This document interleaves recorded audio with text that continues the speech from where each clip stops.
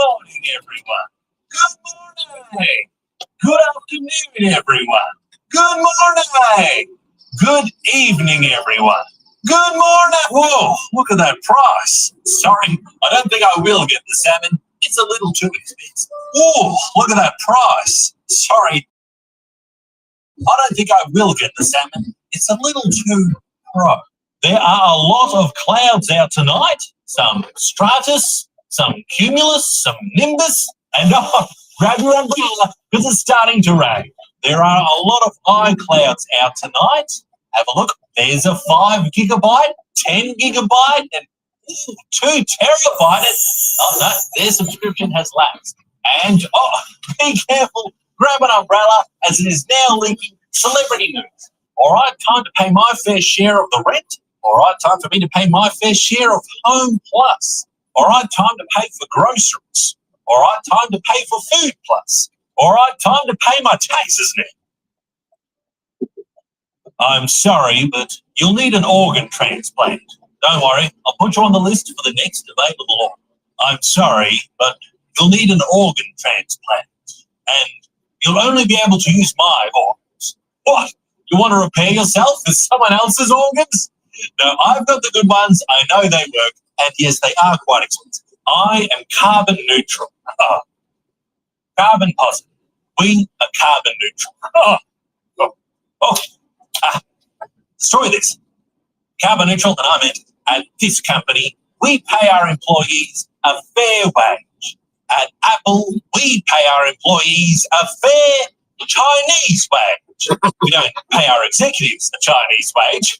Right? They get full USA. USA. This sandwich is terrible. It tastes like crap. This sandwich is terrible. It's like a sandwich. Gross. Check it out. I got this premium leather jacket. Got it for a deal too. Check it out. I got this premium plastic jacket. It cost quite a lot.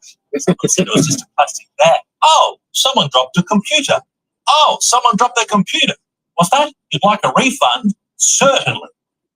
What do you mean you can't repair my jacket? It's not plastic, it's fine woven. Oh, hey everyone. Thanks for watching the video. And subscribe and like. More fun, tech news and parodies. And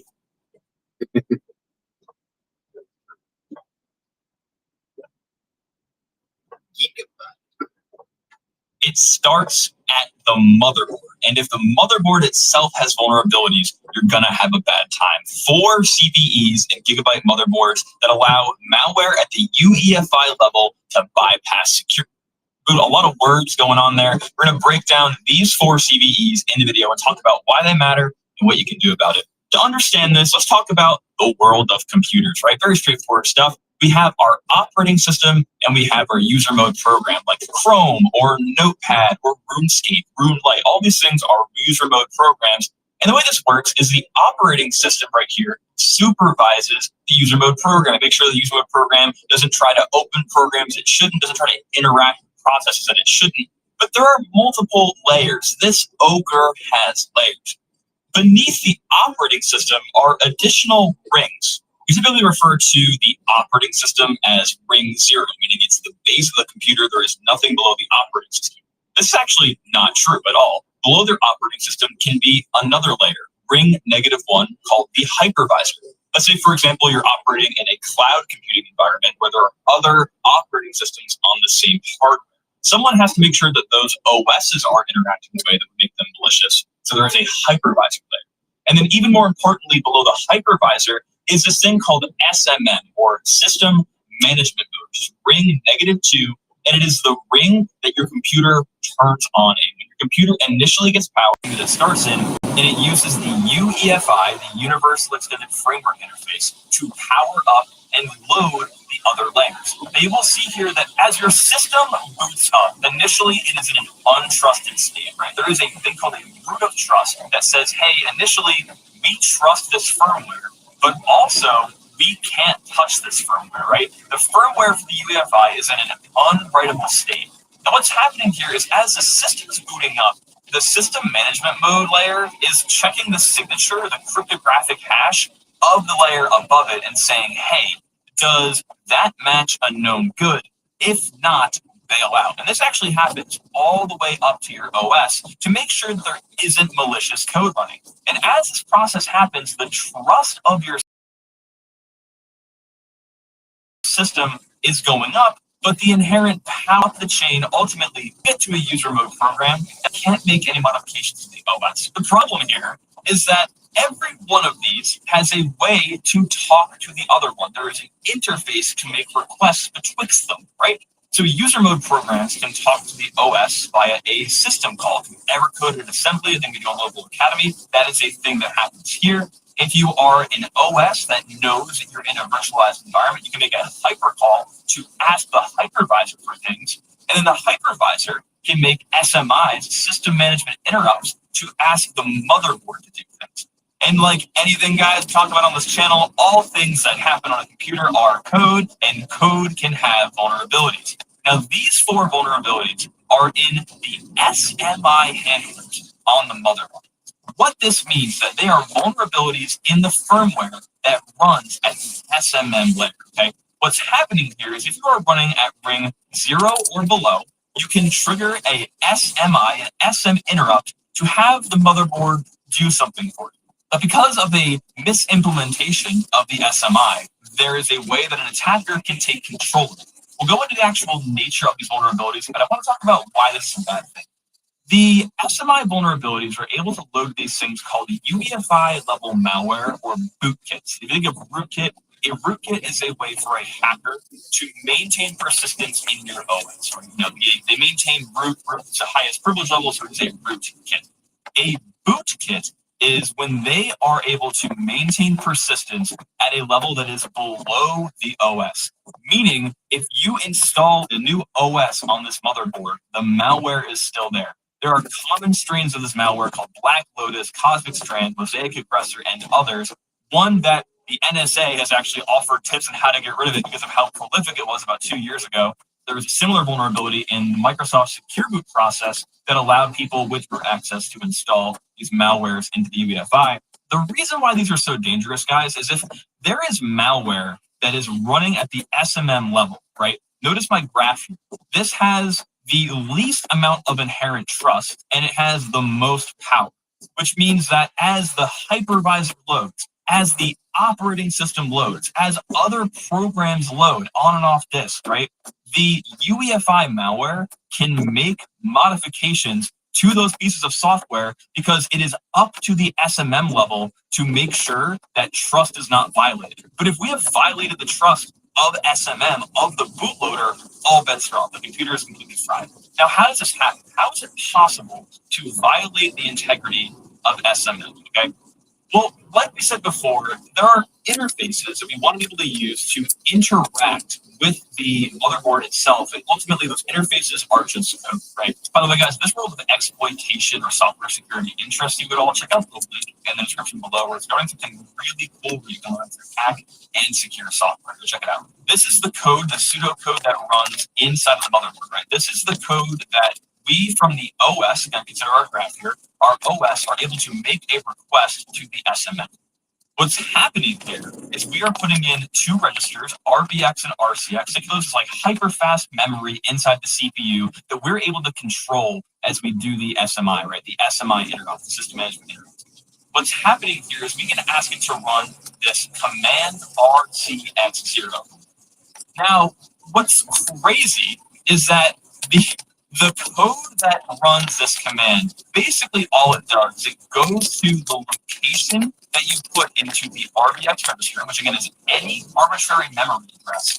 And then as long as the signature, meaning the 4 bytes that are at that location, is some known good value, it gives you control of those bytes. Again, if you've ever coded anything in your life, you should hear what I'm saying. Attacker-controlled memory address, it does a 4-byte check on that memory address, and if it's valid, you get to control it. And when I say control it, I mean you can write to the memory in SM, right? But the problem is it's any of the memory. The system management RAM, which exists at this extremely trusted level, can now be arbitrarily controlled by the OS. Why this is so crazy, guys, is there is so much work put in by motherboard manufacturers to make sure that this chain of code execution, this secure boot process going from this literally the SPI flash on the motherboard up to the OS, contains a chain of trust where an original root trust authority verifies that other pieces of data are verified up until user mode execution, right? The problem here is now basically the motherboard's like, oh yeah, wait, you know how to control 4 bytes? Like you can put 4 bytes in the code? Yeah, you can write whatever you want there. We don't care. And now the attacker can just put whatever data they want in that location. It's that like that is absolutely nuts. And ultimately, right, what happens is the malware that gets in there, the code that the user is able to write into RAM is able to do things like read flash, erase flash, and write flash, and able to use that functionality to install code that now runs on the motherboard at boot, completely violating this entire trust process.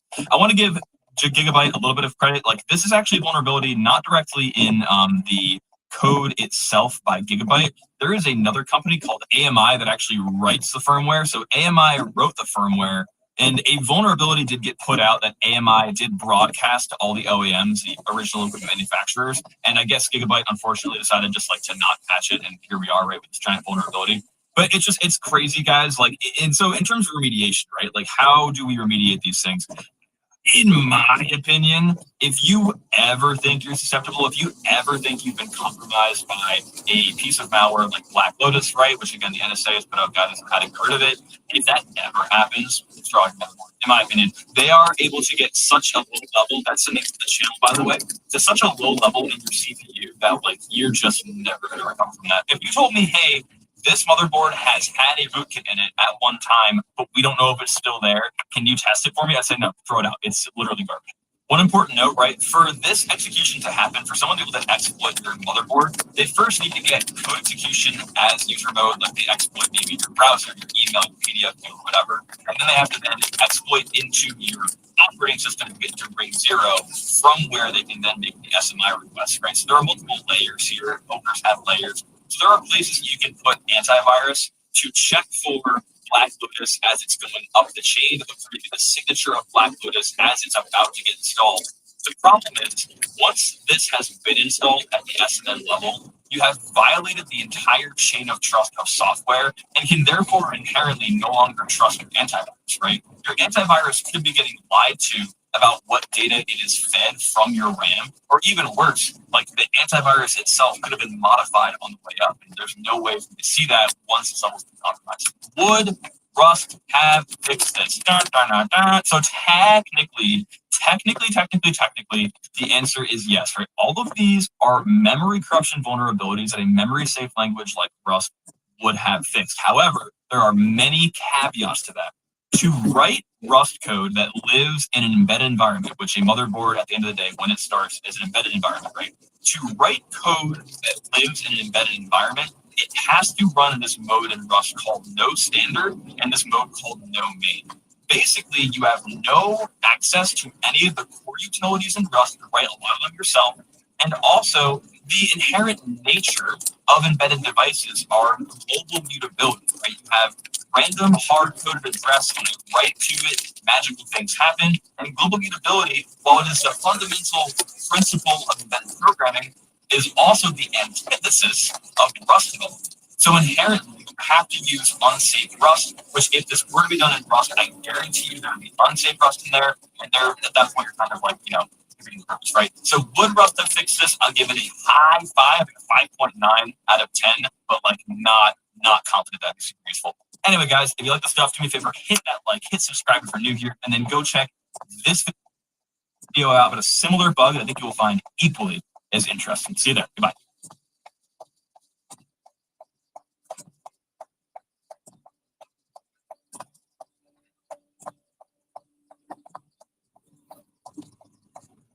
Hey everybody, how's it going? Hope you're having a lovely day. Today I'd like to go over what's been going on with Valve payment processors with regards to games being censored and delisted off the platform. Many of you have likely already heard about this story long before I did this video. There's many people who've covered it in a very positive way. I mean, I was positive and I like what's going on. Positive and they did a good job. And I'll link you to some of those videos down below. You can also read about it on Consumer Rights Wiki. The TLDR, is that Valve, which is who runs Steam, the thing you buy most of your games from, is allowing payment processors to dictate what is and is not allowed on the platform.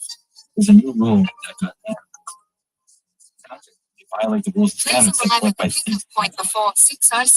Banks or internet or providers, in particular, certain kinds of adult-only content as one of the types of content that is not allowed on Steam. So they're not telling you what type of content it is. They're saying that if the people that allow us to take your money don't like that content, it's not allowed on Steam. They're going to say a lot of things about wanting to protect the children. They're going to say a lot of things about wanting to end sexual exploitation of women. But when you actually take a look at Collective Shout in the National Center on Sexual Exploitation, who are behind this, who co-signed this letter to these payment processors, you'll see that they are about a lot more than video games. These are the people that managed to successfully get Walmart to remove Cosmopolitan from their stores. This is not your standard American woke versus anti-woke, feminist versus men's rights activist type of thing. When you look into the history of Collective Shout, they were involved in trying to get Snoop Dogg and Eminem banned from the country of Australia. If you want to legislate in the country of Australia what you are and are not allowed to do commerce in and buy, you do you. I respect that. Your citizens make your rules for your country. Our citizens make our rules for our country. That's what pisses me off about all of this. It's not even a case of the American people really wanted this. And out of 328 million Americans, 327 million all agree on this. But our legislators and our senators and our Congress people just can't get their act together, which is why we don't have consensus. It's not like Americans are storming the doors of Visa and MasterCard because they want this legislation back. This is a group of 1,100 people in another country deciding that American citizens should not be able to use an American payment processor to purchase games that are stored in an American library from an American game developer. And that's bullshit. If you want to legislate, people can do it. In Australia, you do you. You have the right to do that in your own sovereign territory. You don't get to say what people in France, in Germany, in the UK, in India, in Pakistan, in Canada, in the United States can do and purchase their own fucking money. That's up to us to decide, not you. I don't need Cosmo. But I don't mind if Cosmo's at Walmart. I don't think most of you do either. I am not going to play Cuckold Princess. It's not on my list of games because I'm having fun with it. But who am I to judge? I have 6 sisters and a nanny on my home as what? I'm supposed to judge you for playing the video game when I enjoy watching Fran Drescher get prepared for her date with a monster? The bad thing about this is the idea that if 1,067 people get together and pressure a payment processor and then get a couple of other people that have roots in some kind of anti-porn Christian fundamentalist organization decide to pressure that payment processor that they can get the entire rest of the world on board. Collective Shout started this in Australia, a country where pedophile, girls, 4 years in prison and got parole. There were adult rules from the Arabian website that he was the person who was actually screwing people. You think they have some bigger fucking problems to solve? Video games that 1 or 2 people have bought. Why clean up your own neck of the woods? You could fuck up the rest of the world, right? The negative here is very obvious. We're not talking about a very specific list of rules that say what is and is not allowed to be on the platform. We're saying that if 1,067 people complain and then get together with a Christian fundamentalist organization that doesn't want porn, that doesn't want Cosmo and Walmart, that they can affect what it is you're allowed to buy and pay for. This is not Steam and Valve having a list of rules. This is them kowtowing to somebody who has the ability to destroy their business, MasterCard and Visa. Because 99% of you, if somebody says, yeah, pay us in Bitcoin or direct wire transfer, are going to go to the competing online store. I know some of you are going to say, I wouldn't. I would pay them and never know you would. You have 5 results on Google, you want to play the game, you want to play it now. You have your credit card out and ready, or you have your tap to pay, whatever the fuck. You can use what's easiest. They understand that they're going to lose a lot of business if they try and push back against this, which is why it's important that it not just be Valve that pushes back against this, but everybody else. They got this done with 1,067 people sending an email. 1,067 people. That is a good thing and a bad thing. The bad is that 1,067 people combined with a organization with a couple of weird associations to Christian fundamentalism and people that want to get Cosmo out of Walmart were able to get the entire world's payment processing to strong arm some of the largest video game online libraries to getting these games out of the library. What that means is that you also have some power too. Now, some people have emailed Visa and MasterCard to ask about this, and they've gotten garbage like this. Thank you for reaching out and sharing your perspective. As a global company, we follow the laws and regulations everywhere we do business. While we explicitly prohibit illegal activity on our network, we are equally committed to protecting our legal commerce. If a transaction is legal, our policy is to process the transaction. We do not make moral judgments on legal purchase made by customers. Visa does not moderate content sold by merchants, nor do we have visibility into the blah, blah, blah. And you can tell that this is copy and paste garbage because this is Visa Webmaster. Somebody here contact us and most likely contacted Visa at the section of the website that you're supposed to use if you saw a typo. that person didn't rise it up the chain. However, what if 2,000 of you, or 5,000, or 10,000 of you were dead serious and took a picture of your card going into a shredder? You took a picture or a YouTube video or a TikTok showing yourself deciding, you know what? When I go out Friday night, I'm paying for everything in cash. Or I'm using Amex, Diners Club International, Discover. This may seem silly to you, but the positive in this is that 1,067 people got together and changed the world. It might have been for the worst, but they influenced the company. What do I tell you on this channel all the time? I'm trying to get people together, organized, and realize that they have more power than they think they do when they are truly organized and working in lockstep with each other and willing to actually put their money where their mouth is. I try to get you to email your senator. I try to get you to email a company. I try to get you to work together all the time. And when we do work together, amazing things happen. Here, they work together and something bad happens. But it's the same principle. They're organized, they're working together. And that actually inspires me. Less than 1,100 people sending an email and lockstep with an organization whose CEO was part of George H.W. Bush's Department of Justice while they were prosecuting obscenity cases in adult porn, managed to change the way we deal with world trade and commerce. Now, you may not like the way it turned out, but you can't deny the fact that they have a fucking effect. And for me, that's inspiring because that means you can have an effect in the opposite direction. As long as you decide that you're not just going to sit on your ass, decide, I guess there's nothing I can do. It's pointless, it's hopeless, why bother? I think these people are sitting in front of the comment section somewhere going, I don't know if you want to Android, but they have a right to review them. Idiot buys a Tesla and put it shoving all the different definitions because that bullshit. They work together. They're all working together to fight for ability to freedom. Whatever you want to buy. This is having each other. They're very, very well organized. They're very well organized. The power, even in small numbers, much smaller than if we are, push back against this and have this all taken away.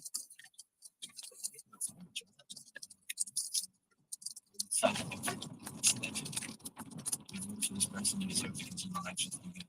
I'm not even going to open up can of worms right now. You know it's very, very important to focus on?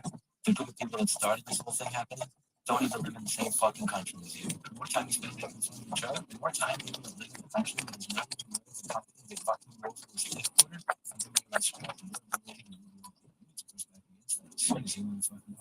This is a game that none of you win.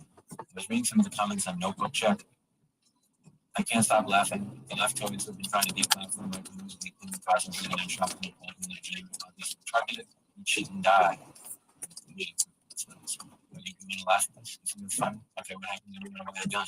What happens if you want to donate like this? You want a podcast I should listen to? On the other side of the aisle, you're going to be laughing when that happens to you. What happens when you want to buy a game and buy episodes of LGBTQ things? This is a stupid fucking game. It's one of the very few games that I think should be put outside and stop giving games movement. The game will eventually legislate this thing with I don't like this particular organization. So instead of trying to legislate it, let's just try and delay payment processors so that the people are no longer able to take part in it. That's a stupid game. That ends very bad. You're not going to like that end. If you're watching this and you're saying LOL, who's a fucking person who wants to play as a couple of princess,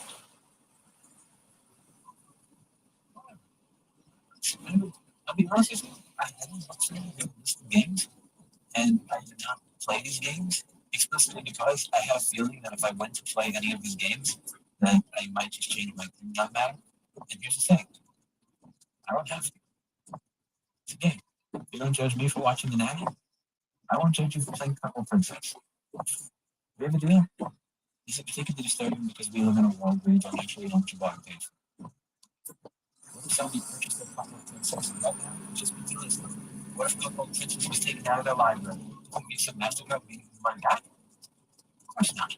That's not how this works. When you're really protesting, when you're protesting against this, you're not protesting in favor of Couple Princess. You're protesting against the idea that an angry mob of 1,000 people have the ability to dictate who you can and cannot give money to, or television shows you can and cannot watch, or video games you can and cannot play. I think what this really knows the most about this is not even the case where the American people are smoked about the senators and the country people ignore us, so we can't get along. So everybody decides they're going to bond rush and use their money to try to get the money.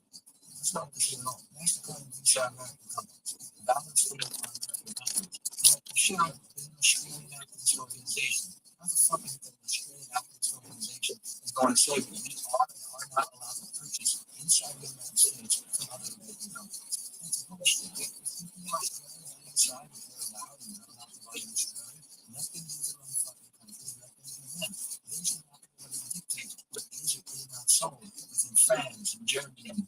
and India and China and the United States and Canada. That's for us to decide within our own fucking country. I think the one thing that I hope my viewers take away from this is that if you do get together and you do organize, you actually have a lot more power than you think. And if you don't think you do, look at what happens when 1,067 people decide to get together and sing an angry and attach them to any consistent. They may not like them, and that's the step to hustle. They actually, yeah, they do it half of the step. You have to second, take it back and continue. Get back on. That's privacy. Okay? As always, hope you don't see you on the next video.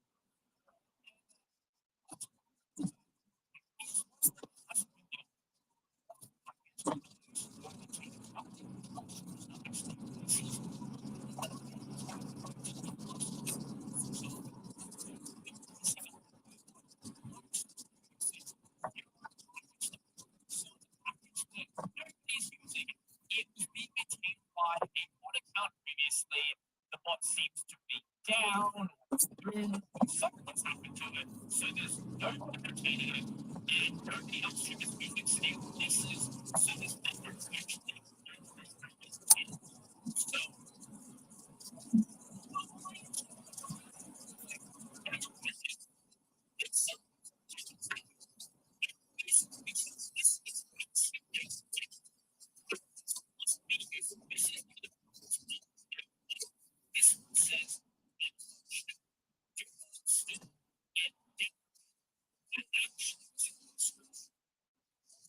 so this one has been accepted.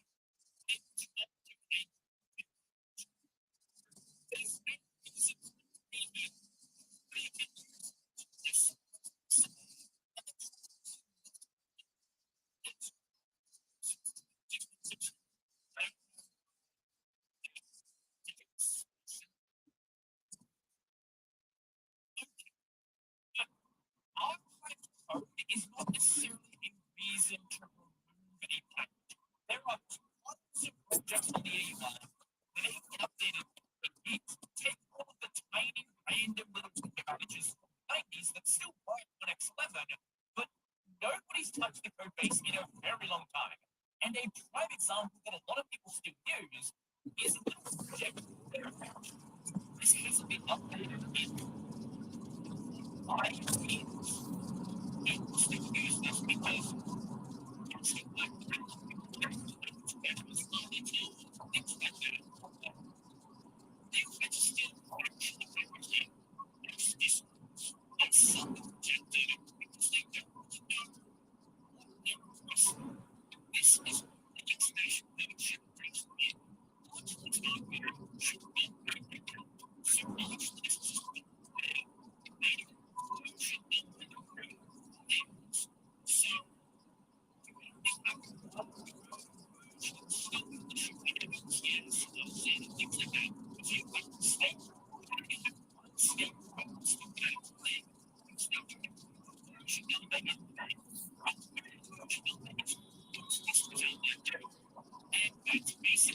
this package does work.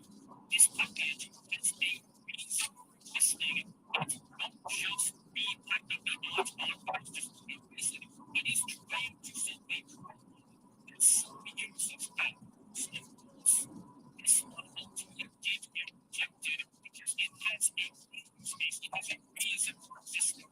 And some rejected for kind of dumb reasons. Package unnecessarily downloads 1.1 gigabyte of Windows templates in Revit, discarding all but 70 megabytes. Maintainers made aware of the issue late 2023, mid 2024, and early 2025. No problems suggested by different users, or Nintendo did not respond either to implement or explain why the uncertain package should be consumed to someone else have not been. This isn't a deletion request. This is a compromise. You can't keep that very clearly in your head. Here's the problem. And I think the reason for deletion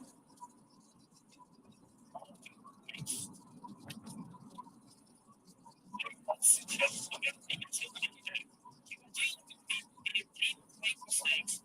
Dealing with maintaining is not implementing and the package will not make it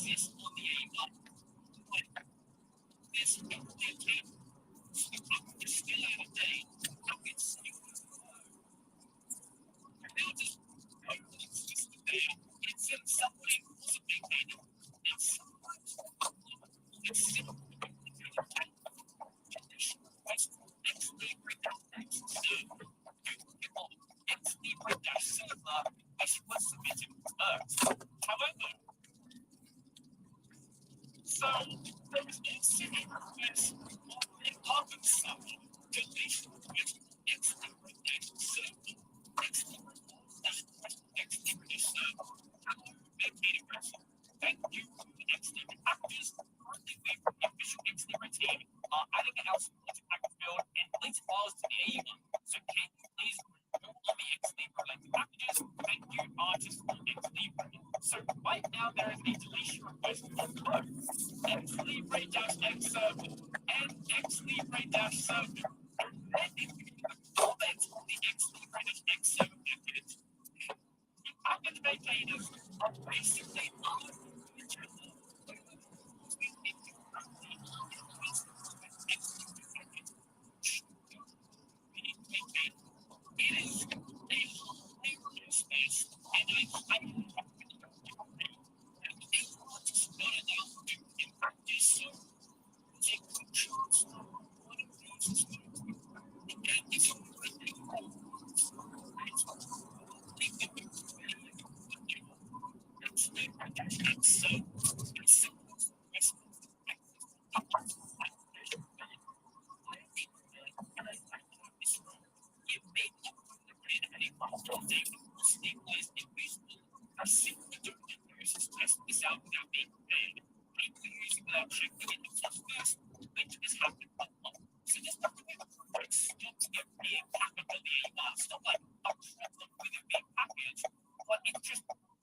very early, and the dev wants to actually get it ready before packages are made available. The AUR doesn't have to do this, but out of respect for the maintainer, that was acceptable. Do you remember a couple of years back when districts put a bunch of packages on the AUR for as builds on various Sublux applications, things like ST and DWM and DWM blocks and things like that? Now, initially, these were fine. These were open on his channel, downloading them, like the packages. In fact, other requests were made on the packages to merge ones together that didn't need to be duplicated.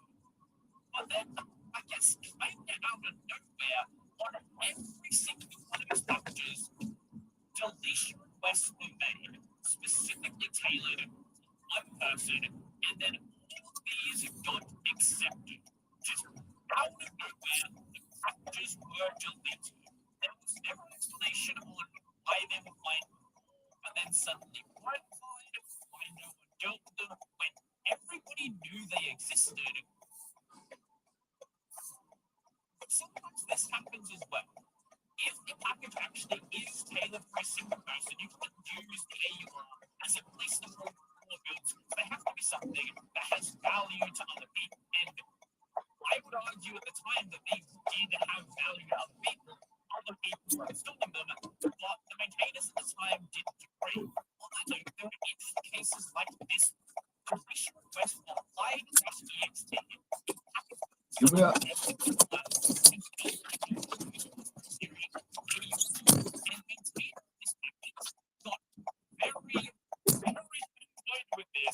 Because they felt like the person submitting this request didn't even read what the package was, didn't look at what it did, and was just trying to remove it.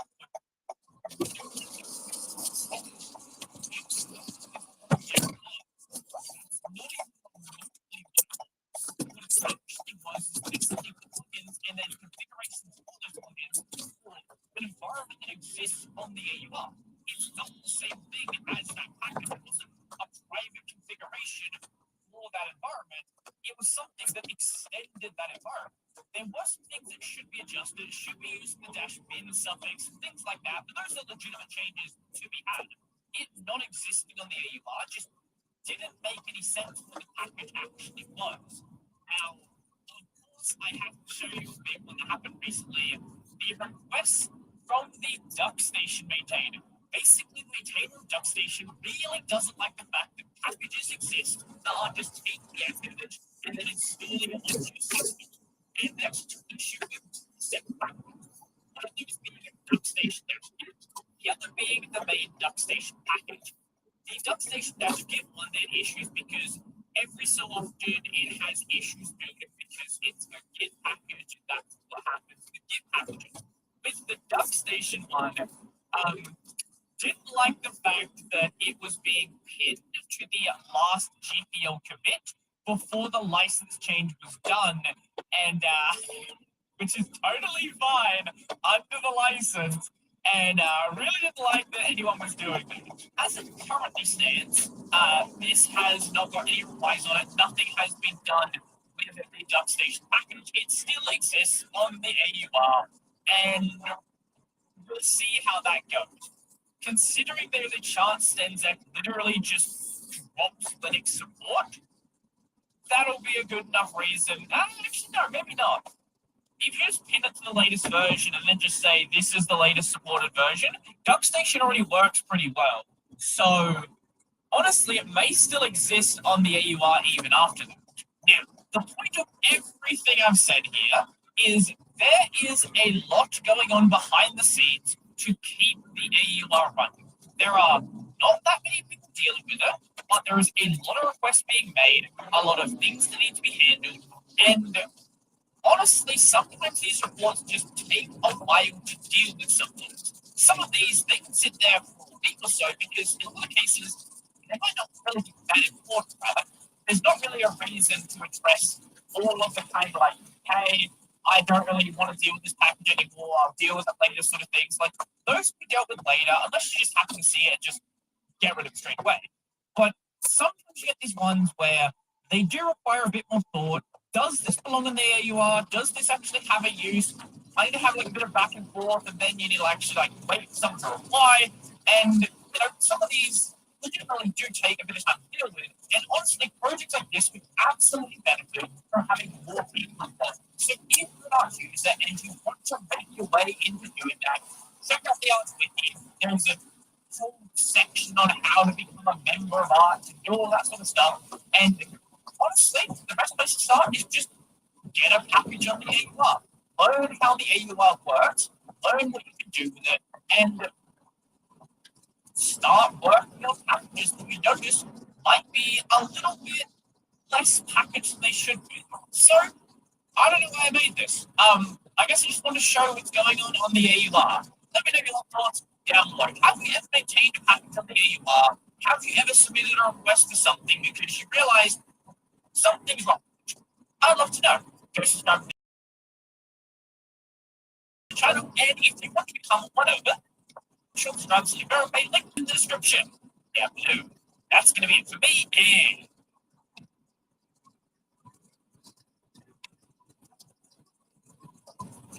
intelligence operations, you get to this point where you're like, any day might be the last day if we don't do something drastic right now. Today I sit down with an ex-Black Beret. We go through some serious, crazy training, and it's the most stressful thing you can imagine. We should not be seen. We should be forgotten the next day. This guy spent over 20 years on a secret ship doing very secret things, learning how to interrogate people from all around the world to literally get them to give up secrets of intelligence. If you look at anyone who's successful, they've mastered these three things. You look at anyone who's failed, they failed at one of these three things. And that's observation, communication, and then self-mastery. We talked about how to spot if someone's lying to you and the exact things that you need to look for, and the things that most people think give off information that someone's lying, but they get it completely wrong. What's really important is being good at detecting change. So if I see a big pile of changes, I can be almost certain that this person is being deceptive. We talked about how to then get people to voluntarily confess and to get them to give up information. If you're ever talking to somebody and you want sensitive information, the less questions you ask, the better. So using statements is a really effective way to do this. And this one is called triggering a need to correct the record. Studying neuroscience, medical neuroscience, and then neuroendocrinology. I found out I had epilepsy, and it was temporal lobe epilepsy. So it hits you right in the hippocampus where our memories are. And it is soul shaking. My seizures were about 60 seconds long. It's a horror movie. By the end of this interview, you're going to learn exactly how to spot liars. You're going to learn how to make them confess to you. But most importantly, you're going to learn how to read people like you've never learned how to read them before. You're going to learn what really drives people at a deep unconscious level, why all people are wearing masks, and how to use this to your advantage to get them to give up information that they have never told anybody. And if you're brand new to this channel, welcome to the Dream Out Loud podcast. Make sure you subscribe wherever you're listening or watching this, because we put out interviews and episodes every single week to help you learn the skill set and the mindset to create your dream life. So without further ado, please help me and welcome multiple best-selling author, world's #1 body language expert, Chase Hughes. Chase Hughes, welcome to the podcast. I've come all the way to the middle of nowhere. Yeah. But I'm very, very excited for this conversation. I've watched a lot of your stuff online. When it comes to this topic, I'm really curious about it. And you're someone who's done it for it to like a whole new extreme. You're like one of the top in the world educators when it comes to finding deception, influence, and all these sorts of things. So I want to get right into it. And I want to ask you, are you better at influence and persuasion or spotting liars and getting them to confess? I think getting a confession is influence and persuasion. But I would say I'm much better at influence and persuasion. Where else has it? So you spent 20 minutes on a Navy ship to seek your stuff, which we can dive into a little bit later. Outside of the professional career, how have you felt it useful in the everyday life and business and sales? And I think what people tend to think is that if I just get this script or if I just get this thing of what to say, I'm going to be better. So when I go train in sales departments or companies, like, oh, we need more scripts for our sales team because these scripts are converting. I always tell them, I spent 10 years in search of the perfect script. And getting into regular life, you see that everything is about human skills and who you are as a person is 80% of influence. And I think it matters. What the biggest thing that I've ever learned in my life was that when it comes to influence, and that's guaranteed, leadership, management, whatever you're doing in your life, 80% of that is who you are. 10% is what you say and do, and 10% is who the other person is. So our character matters more than anything else, and that's been replicated in a bazillion studies. 10% reading other people. What do you mean by that? Well, 10% is what you say when it comes to persuasion. That's only about 10%, and everyone tends to focus on this 10%. This is everybody from the CIA all the way down to a car sales company that does used cars. They're focused on, like, how do I say the right things instead of how do I change who I am? So the question should always now be, who do I have to be to make this person do X, Y, and Z? The scripts are great, but the scripts are great to have once you've got the human element mastered. You've got a level of self-mastery there and some confidence that makes a difference. And one thing I always say, like, I give you the perfect script. If I give you a flight checklist for a Boeing 737, it does not make you a pilot. Like, there's time and energy goes into that. So who you are being a pilot matters more than I possess a checklist on how to take this plane on. Okay. So when it comes to, actually, before I move on, then I want to understand this a little bit more for the people who might have got their heart broken. Again, but I've been doing the scripts. They're still important. Yeah. So what is obviously if you say only 10% and there's the 80%, what is it that we've got to sort of master within or be more aware of within when it comes to influence? This is our level of authority. And a good example of this is the Milgram experiment, where they got a person to shock, or they thought they were shocking, a total stranger in another room to death. They made them shock them to death. 67% of the people complied all the way to the end, this high rule. But didn't 100% go past the point where they would have killed them? Yeah, 100% went past 200 volts. Yeah. And that was because of authority. Like, there was no script. So you think selling cars is hard or selling pharmaceutical products is hard. And then you see this, like, talking someone into murder, I would argue, is harder than sales. And they didn't have any scripts. They didn't have some perfect thing written down. It was authority. And what I teach, authority is comprised of 5 elements, and that is confidence, discipline, leadership, gratitude, and enjoyment. Those 5 things make you an authority figure. And if I might extend this answer a little bit, the number one mistake, the number one thing that people mentally make that ruins their success is thinking that confidence or authority has anything to do with anybody else. Because when somebody says the word, I have authority here, or I have authority, they're thinking in terms of some social hierarchy, like I'm above this person, or I'm over these people. And hierarchies in status are not related in any way to authority and self-confidence. So that's the biggest mistake. So getting out of your head to the point where you never, ever, for the rest of your life, if I'm talking to one of your viewers right now, never for the rest of your life think about hierarchy, pecking order, and status ever again, because that's the number one thing that destroys you. That's so interesting because I've always thought about that. So authority, you're saying, is one of the biggest things then when it comes to influence. So you mentioned the 5 things. So can we touch a bit more on this? Like, how do we really develop more authority in our everyday life? Yeah. One thing I'll do, I have a document that took me 20 years to build. And it's a survey to measure your level of authority and tell you exactly where you're lacking it. And you can put it in your show notes. Yeah. To you as soon as we're done. So when it comes to authority, we have confidence first. And confidence is just comfort. If you just think of it as I'm being comfortable. So if you were the type of person, and I'll say this to you, if you've ever struggled with, compare myself, where am I on this pecking order? How am I doing on this hierarchy?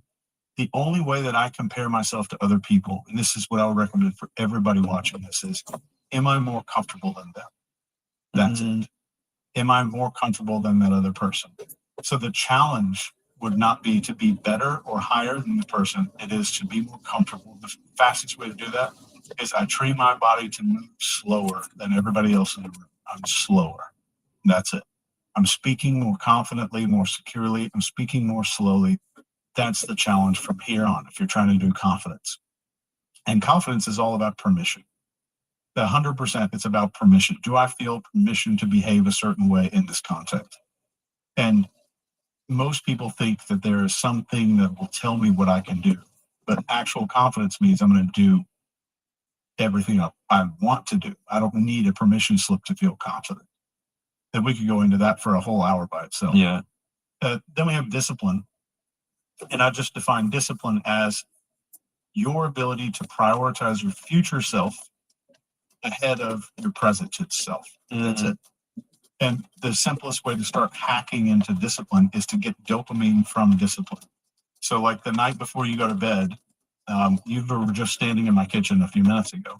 I've got a little Keurig coffee maker there. So before I go to bed, I'm putting the coffee in there, lifting the lid, making sure there's water there, putting my coffee mug there, ready to go. So when I wake up, I go flip and I push a button. So I'm setting things up for my future self to where I'm developing a relationship with my future self. So I'm no longer looking backwards with regret. I'm looking backwards with gratitude. I'm thankful for everything that I did. Just a few months ago, I did this. Since summertime is coming around, we're filming this in the summer. In the spring, I'll put like $50 or $100 bills in some of my winter coats, just as because I'll find that later. I'll forget about it, but I'll find it later in the year, and it's a gift to myself. And I'm getting dopamine from me. I become my source of dopamine. So the best way to do that, and if people see oh, that guy's somebody's going to the gym all the time, he's got so much discipline. That's not discipline. That's a habit that took like a tablespoon of discipline to get started. That's all you're seeing. So somebody's eating healthy, they're disciplined. They're not. They just have a habit. So the fastest way to get a habit is to figure out how can I get dopamine from me doing this. So those little things, what can I do today? Not just for myself 20 years from now. How can I get myself quick rewards tomorrow? I'm gonna lay my clothes out, everything's set up. I've got everything. Like I wake up and it's like I had a butler overnight, like set all this stuff up for me. When I wake up, I'm like, wow. So I'm like thankful to myself. And how is that something that plays a role in being more authoritative? Just having discipline. I'll give you an example. If you and I were sitting in an airport, you're going to be going down to Raleigh-Durham Airport here in a few hours. If you and I were hanging out there in the airport, and I said, Morgan, look around the room right here. You're not a professional behavior profiler, but can you find somebody that's disciplined? We can see it. We feel discipline on people because they behave differently, they act differently. And if I say, look around and find somebody that's confident, your brain knows how to spot that. Your brain knows how to do that. It's been doing it for 1 million years since we've been kind of evolving. And all of these things trigger the human brain to say, this person is more followable than that person. Because when we see authority figures, it's our mammalian animal brain saying, that looks more easy to follow. So just having that, and then leadership is being more followable. Am I communicating clearly? Do I complete my movements? So you'll see people that do half movements, so that when I reach for a water glass and you'll see that like they don't kind of do it all the way, or like they'll like, oh yeah, that makes sense. So they don't complete movements. That makes them automatically, you become less followable, which makes you less of a leader. Wow. And do you think that they're maybe doing that out of like a nervousness, like don't know what to do in that moment? Or yeah, so I'm thinking back, like I've definitely done that. And like if there's sometimes like, oh, what happened? Yeah. And so have I. So what happens is our brain starts doing these calculations and says, well, what am I going to pick up at water? I'm going to pick this up and I'm going to look comfortable. I'm going to look cool. So that means we're living behind our eyes. Our experience is back here behind my eyes. So I want to focus on in conversations, all of my presence, my focus. If I'm confident and comfortable, I'm not behind my eyes. I'm going to be in front of my eyes in the conversation. So that just the confidence and being comfortable and having permission to act puts you in front of your eyes. So that's the experience of like, I'm going to stop doing behaviors because I'm overthinking those behaviors. Instead of, should I give them water? It's, I want water. And I'm going to do that and completely do that. okay. So we covered, what did we cover? System leadership. Yes. Gratitude. And you're like, well, how would gratitude have an effect? But if we were still sitting in an airport and I said, find somebody that's grateful. And you see somebody with those wrinkles right here. And you see them like just enjoying the mundane act of walking through an airport. You see just a very slight smile on their face. So gratitude is kind of a waterfall into that enjoyment. So a person who's enjoying themselves, they don't have to be partying all the time. This is not like it's not about energy level. It's about mindset in the moment. So it's not, enjoyment doesn't mean I'm in the middle of some party and I bring the party everywhere I go. That's not what that is. That's excitement. So what we're talking about is enjoyment. So if I'm in a good mood and I'm quietly, calmly enjoying things that I'm doing, that automatically makes me more magnetic. And the moment you become more magnetic, you're automatically going to follow. So those are the 5 traits that make a person more followable: confidence, discipline, leadership, gratitude.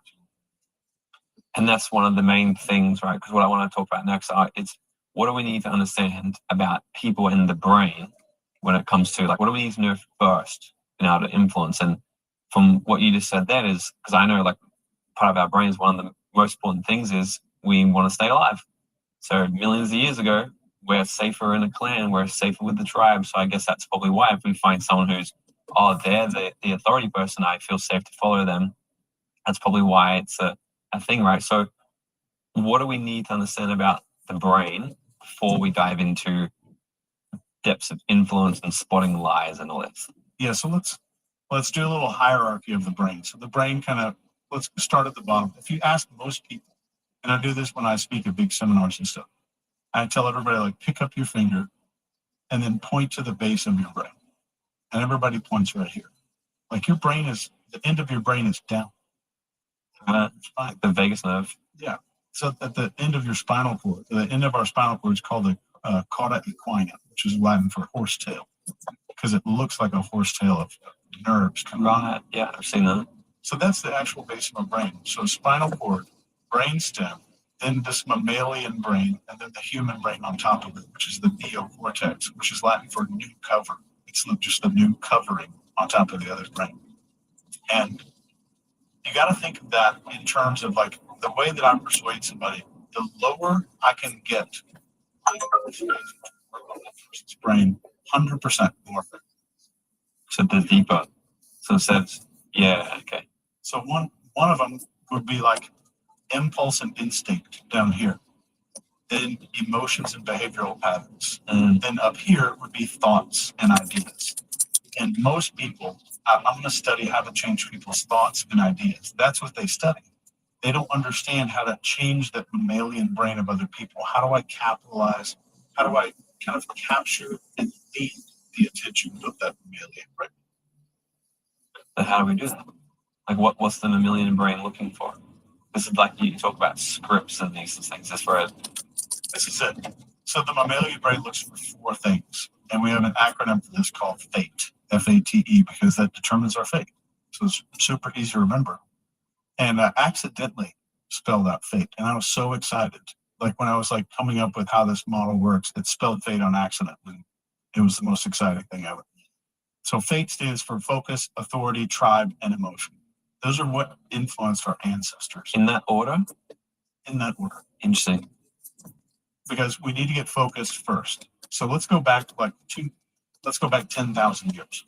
Tribal communities. Let's say that you go out and you're hunting buffalo every day. So you take your spear, you walk down this path, and then one day you're walking back to the village, sun setting, you're walking back this path, and right behind a bush, a stick snaps. Where is your focus? Yeah. Right on that bush. Are you not thinking about your kids? You're not thinking about your tribe. You're not thinking about anything else except for that stick. So that's where novelty, something that's new or unusual or unexpected, capitalizes focus in the animal brain. Then we have authority. Take that same guy, the stick snapping behind the bush was just a rabbit or something like that. So the stick snapping doesn't have to be a threat. It's a potential value as well, right? So you see a rabbit back there, that's food. Mm-hmm. But you see a saber-toothed tiger back there, that's also a big deal. That's why we evolved to default to negative thought patterns. Because if you go to our ancestors, the ancestors that lived were more likely to mistake a rock for a bear and not mistake a bear for a rock. That's so true. So like if I'm in a certain mindset, let's say I have social anxiety or I'm lacking in confidence, just walking through a grocery store, a neutral face looks judgmental. It looks angry. It looks threatening. So our brain will perceive it based on our mindset. And so once you start becoming a lot more confident, you're going to see happier faces. It's the exact same face. You're going to see more faces that are open and welcoming and happy. Not because their faces change, but it's because your perception changed. But we get a lot safer if we default to negative. If I see a neutral facial expression in front of me, if I just naturally default to that's potentially threatening, that saves my life. Mm. So you know what happened to me the other day at my house? I was thinking about this and I was so pissed off at myself after it. Because I'm fully aware of like this influence and all these things, and it scares me how easily we can be influenced and persuaded, and because I live in an apartment building, okay, so this is probably I reverse engineer after. I'm like, how the fuck did that happen? I'm sitting in my office. Usually, if somebody comes up, they ring the doorbell. So I have to ring the intercom, and then I go over. Who's there? I have a camera, and if I want you to ever come up to my house, I'll let you up. Otherwise, I'm busy. Like, drop the parcel off or whatever. Yeah. I'm sitting there in my office, and I hear a knock on the door. Novelty. Like, different. Who knocks on my door? You have to be on my level. You know what I mean? Like, you have to buzz up to the level. So I'm like, that's weird. So okay, it's probably important. And I go out there. I open the door. And I just see a guy, and the first thing he said to me was, "Hey, I see you coming down here and check this thing at the back." And I said, "Yeah, come." And he walked in, and then he walks out the back, and I sat back down at my computer, and I just go, "New message from James. How far away are you from?" And then I walk back out and look at him, and I'm like, "What are you doing?" And he's like, "Oh, I'm just going to check these lights," or blah blah blah. And he wasn't in a uniform, but you could see it was some type of. He wasn't just like a casual. It was some in between. It wasn't high vis, nothing like that, but it was just like a khaki sort of, like maybe maintenance or something. But it played out. It was about 30 seconds, bro. Completely. He just went into my home. He didn't say, "Hello, this is me." Nothing. Just knock, knock, knock. "Yeah, I just need to check this thing." "Yeah, sure, come in." And then I was just casual about it. I was so pissed off. I'm like, I legit just let some random dude into my house. He didn't explain it. And then I broke it down. Like, the reason he literally, because he would have been some sort of authority. It was new and novel for me because I'm like, this is different. No one knocks on the door. And then it was just super quick. I was like, He's on your floor. He was a member of your tribe. Like, that makes sense. Okay. Yeah. Focus, authority, tribe, emotion. It's so true. And they've even done studies where just holding a clipboard will make people more compliant. And they did this. There's a great one on YouTube, and I hope you can put or your video editors can put a link in the description. But it's where this guy dresses up as a police officer and walks around this open public area and tells people to break the law. He's like, "Can you litter? Can you find something in your pocket? Just throw it around." And he sees this person carrying a shopping bag. He's like, "Can you switch that bag to your other hand?" And just New message from James. like, takes a bite of somebody's arm. It's fascinating just how once we perceive authority, this filter in our brain that I call the security guard in my training. Our brain has two things: a security guard and a file guard. So one of them goes and gets memory. So if I say roller coaster, your brain just pulled up 10 images of roller coasters from your past, from YouTube videos, whatever. But the security guard, in the presence of authority, takes a break. So like he's saying, like, security guard is sitting there like, should I let this information in? Let me be very cautious about what's coming in and all this. And the security guard's like, oh, there's an authority here. I don't need to be here. Have you seen? Are you familiar with Darren Brown? Oh yeah. I think I started watching his stuff a long time ago, and it's the if you see him do the push experiment, he did the same thing. It was on Netflix actually. Yeah. In the space of about an hour, and he didn't even do it. He had an earpiece in someone's ear, and it was all through authority and compliance. And within an hour, they got, I'm making a number up here, but it was the majority of maybe 70% of people to kill someone through peer pressure, tribe, authority, and just micro compliance. Hey, just do this. And what they were showing was if he could get someone to do something tomorrow. New message from James. How far away are you from? It started with, he's like, okay, we're getting ready for this dinner. These ones are the vegan options. These are the meat ones. He's like, oh, we've run out of vegan. Just put a meat one there. He's like, don't worry. He goes, oh, but it's vegan. He's like, don't worry. Just put one meat one there. And you got to do it. And what they noticed is every single person that went all the way, they were started to do little things like this. And then it's just one more thing, another thing. And then someone died and he helped him move the fake body. Have you seen this thing? Yeah. It's freaking insane. And then they get all the way to the end for nothing but compliance. And I'm like, that's how I used to peer pressure my friends to do stupid shit. Just peer pressure. But this is what scares me about the human brain, that we could very easily say or do something that probably we wouldn't do if someone really knows how to use our head better than we know how. Yeah. And if you think about that Darren Brown thing, what was new to that person throughout the experiment? Everything was brand new. So Yeah. Novelty that generated a tremendous amount of focus, and focus is that doorway to the authority, tribe, and emotion. So once it's novel, it's brand new. If you think of the Milgram experiment, they're in a building they'd never been in, doing an experiment they'd never done with a guy they'd never met, and on and on and on. You could go into the novelty of it. And that's one of the things that they completely ignored in the Milgram experiment. They said it's all about authority. Well, it's all about focus and drive. And because other people do this, and I've done it so far. And it was little by little, the same way Darren Brown did. Little compliance at a time. And that's how cults do indoctrinations. That's how I get confessions and interrogation. Is that leveled up compliance over. So you spent 20 years as a Black Beret. You're a captain, Navy ship, doing crazy secret stuff that you can't even talk about. And you can tell me to shut up at any point. How the things you do know, how did you use them? And is there anything that you can explain or can talk about through your times in your professional career on how you've leveraged these things to interrogate or get information or persuade or? I think with the things that I teach are all about three things. So if you look at anyone who's successful, they've mastered these three things. You look at anyone who's failed, they've failed at one of these three things. It doesn't matter how much AI comes out. Everybody's talking about the economy going down. AI is going to take over the world. The people who are successful have these three things in common. And that's observation, which means I can read the room, I can read somebody that I'm talking to. Communication.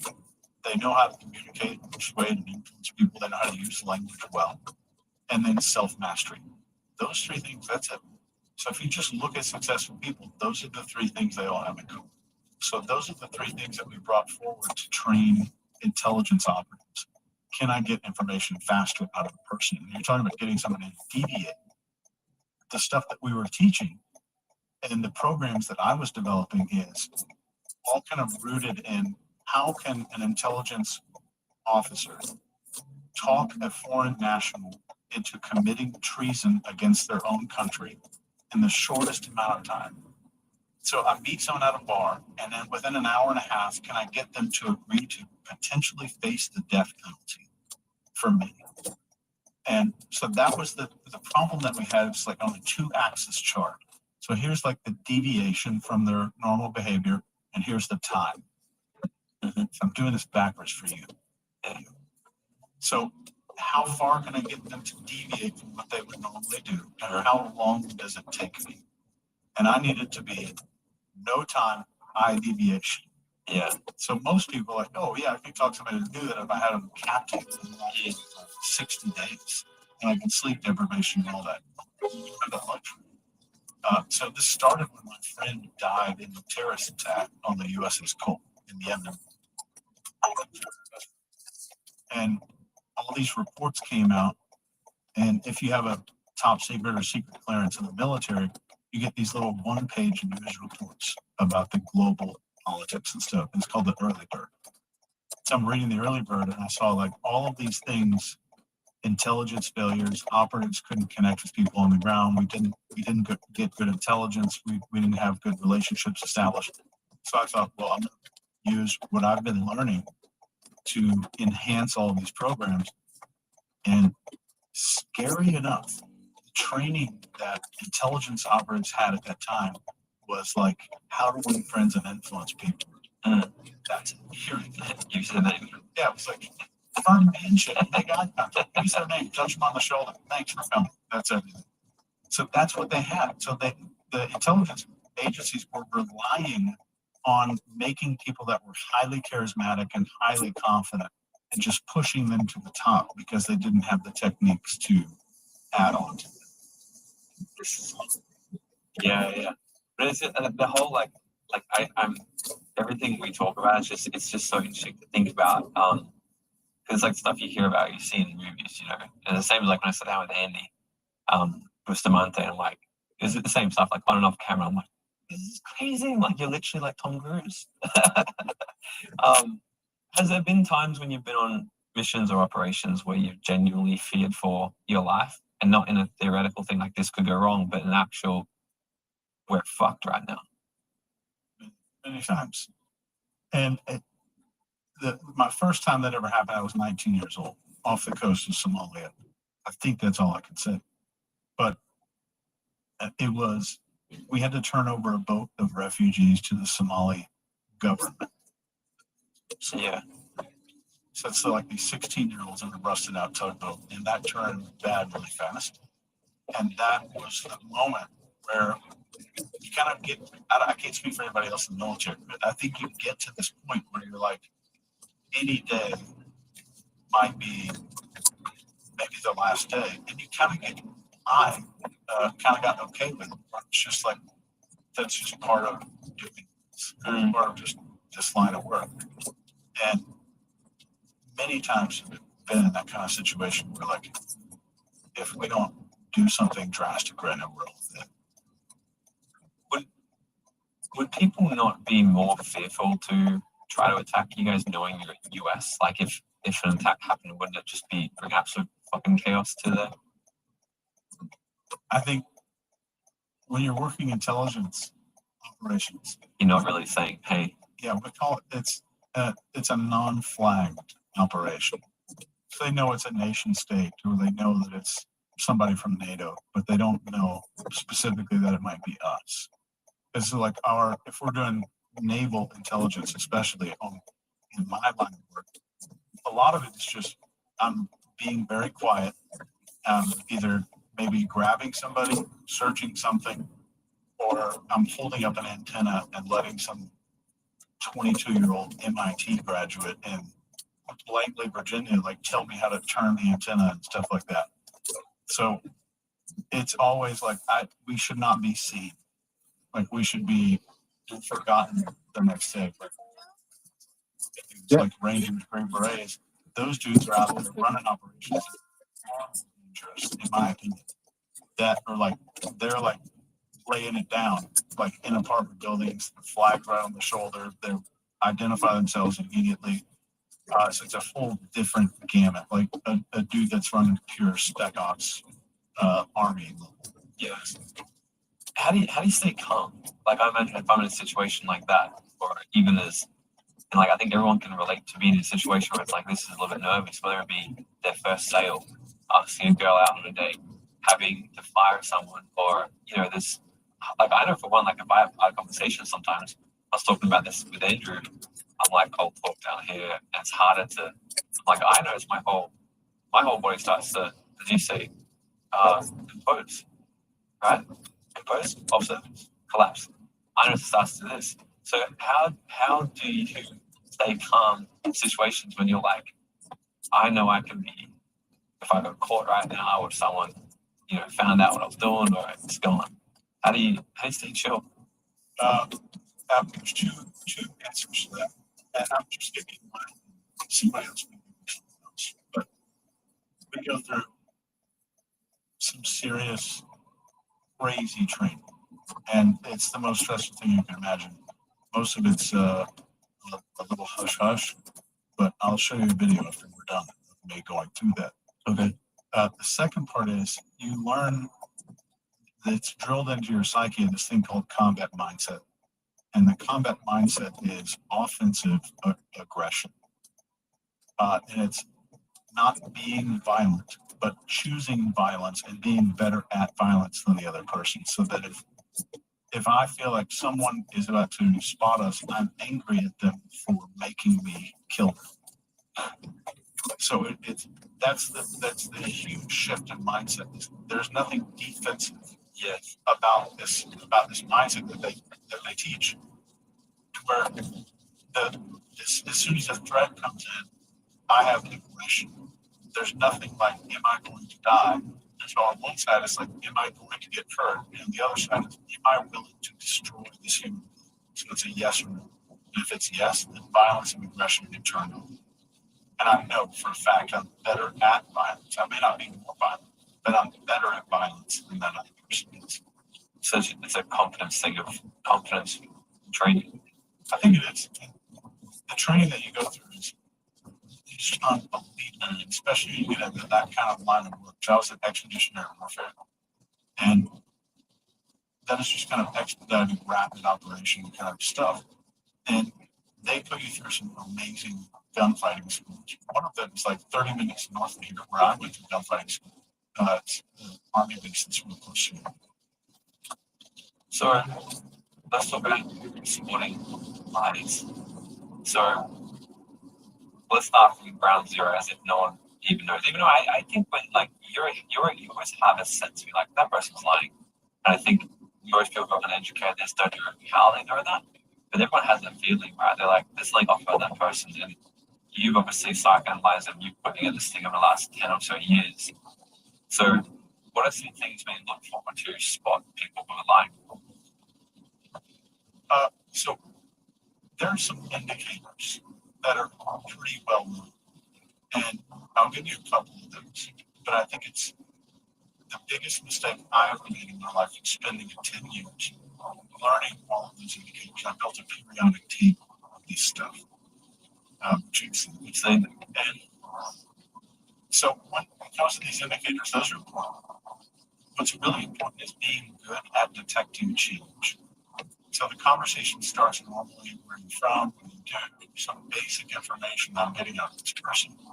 And then we get to the harder questions, and I'm looking for changes to their behavior. Are they anywhere a few minutes ago? Are your eyes moving the same? Are your fingers doing the same thing? Are they breathing at the same speed?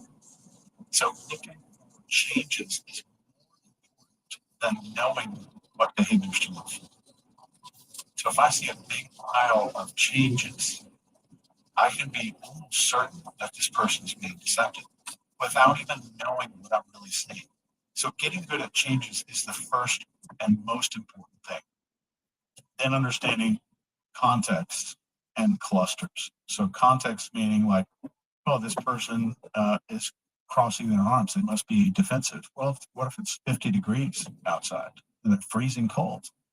So there's context that plays in. So then understanding context and then clusters. I'm going to look for not just one behavior. When somebody says, oh, somebody scratched their nose or they touched their face, they're lying, or they looked away for a minute, they're lying. One behavior never indicates deception. Never should. You should always see a cluster of behavior. And sometimes someone's lying and those behaviors aren't there. They're just not there. Mm. And that goes into stakes. Are you good enough to ask questions to raise the stakes? So if I give you a picture of a duck right now and tell you, convince this person over here that you are looking at a picture of a horse, you're not going to show a lot of deception. But if I do the exact same thing and I say, if you don't do this, I'm going to put a bullet in your head. You're doing the exact same line, the exact same situation. Now the stakes are higher so that your deception indicators are increased. So like one of the ways that we might increase stakes is something as simple as me saying, Morgan, I like you as a person. And I don't want you to get tripped up. So I want you to think very carefully before you answer this question. You understand the game? So now the stakes go up. So I've just pumped up your body language with just a little. Yeah, so then it's going to make it be more sensitive to any sort of deceptive patterns. Absolutely. Your brain Yeah. before the question comes. And if you're innocent, your brain's not going to get ramped up. Yeah. So if a murder took place and you know you're not the killer, you're going to be like, yeah, okay. Fine. right. That question won't cause you any stress. It's just like this other question. We're talking about detecting deception. It's not just about behavior. It's about, can you ask good questions? And one of the best questions in the world is called a bait question. And this is where, let's say a crime happened, let's say some $10,000 is stolen from a grocery store or something. And I've got you in here as a suspect. You did it. Say you did it. And I might say, William, is there any reason that you can think of that a video would have showed up from a black and white camera, maybe a security camera that showed that you took some money? And if you knew there were no video cameras, you'd say, no, you'd be comfortable, right? So then I make it more vague. I say, boy, is there any reason that somebody would have said that they saw your car parked outside that store that evening? And you don't know how many people I've talked to. And the only time that you will get nervous is if you were there. True.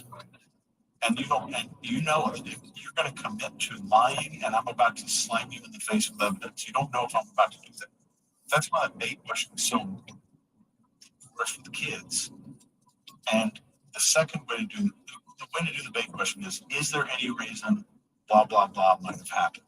So if you never are leading them, you're not saying I have this evidence ever. It's like a hypothetical. Is there any reason somebody would have told one of our officers and one of our investigators that they saw you parked outside of that house? They saw you at around 9:15 p.m. And so the more vague, the better. So how would you use that? You said with kids. How would you use that with say, your children in completely different contexts in like an everyday life? It can be a lot. Or you have kids, what lies do kids say? What things what I used to say with, I gave my parents heart attacks when we were growing up. The amount of times the police came to the door. I don't know, it was just always there. It wasn't me, I didn't do it. I wasn't there. Yeah. So one thing, is there any reason somebody would have seen you, or is there any reason someone would say that you might be there? It's great for kids. The best one for kids is called the punishment question. And this is, what do you think should happen to the person that did this? And so this has been used in my life, talking to predators. And these are people that prey on children. And I would say, well, what do you think should happen to the person that did this? And the answer is always something like, Well, definitely they should apologize to the family. They did need some kind of counseling. Something like really low. Ridiculous. And they'll say things like, well, obviously that person's sick and they need help and they need some kind of counseling and therapy. On my kids, I used this before. So when I was in the military, I come home in my uniform one day, like the little camo uniform, walking in, and there's a little box of chocolate milk, right? It's opened, and it's just laying on its side. All this chocolate milk. It's just, we had a white robe, like an idiot. It was kids. And my two kids, Charlotte and William, are in there. They're probably 5 and 6, somewhere around there. And I was like, who brought this milk here to live? I'm not supposed to have milk in here, just water. And they're like, I don't know. I looked at my son, I don't know. I'm like, all right, Charlotte, William. Separated. I went to Charlotte and I went to William first. I went to Charlotte first. I said, Charlotte, what should I do to the person that spilled this milk on the floor? She said, spankings, no more Xbox, no electronics, can't go outside, can't play with friends, grounded. I'm like, okay, all right. And I go over to William and I say, William, what should happen to the person that spilled their chocolate milk on the floor? And he goes, no more chocolate milk in the living room. And what's funny is it's funny that kids do this, but adults react the same way to that question. Because it's emotional, right? I'm imagining, because I'm trying to play in my head, I'm like, what would be happening? Because if I did it, I have images of it happening. Like, so I'm playing it out of my head, and if I'm focusing on it, I'm going to feel it.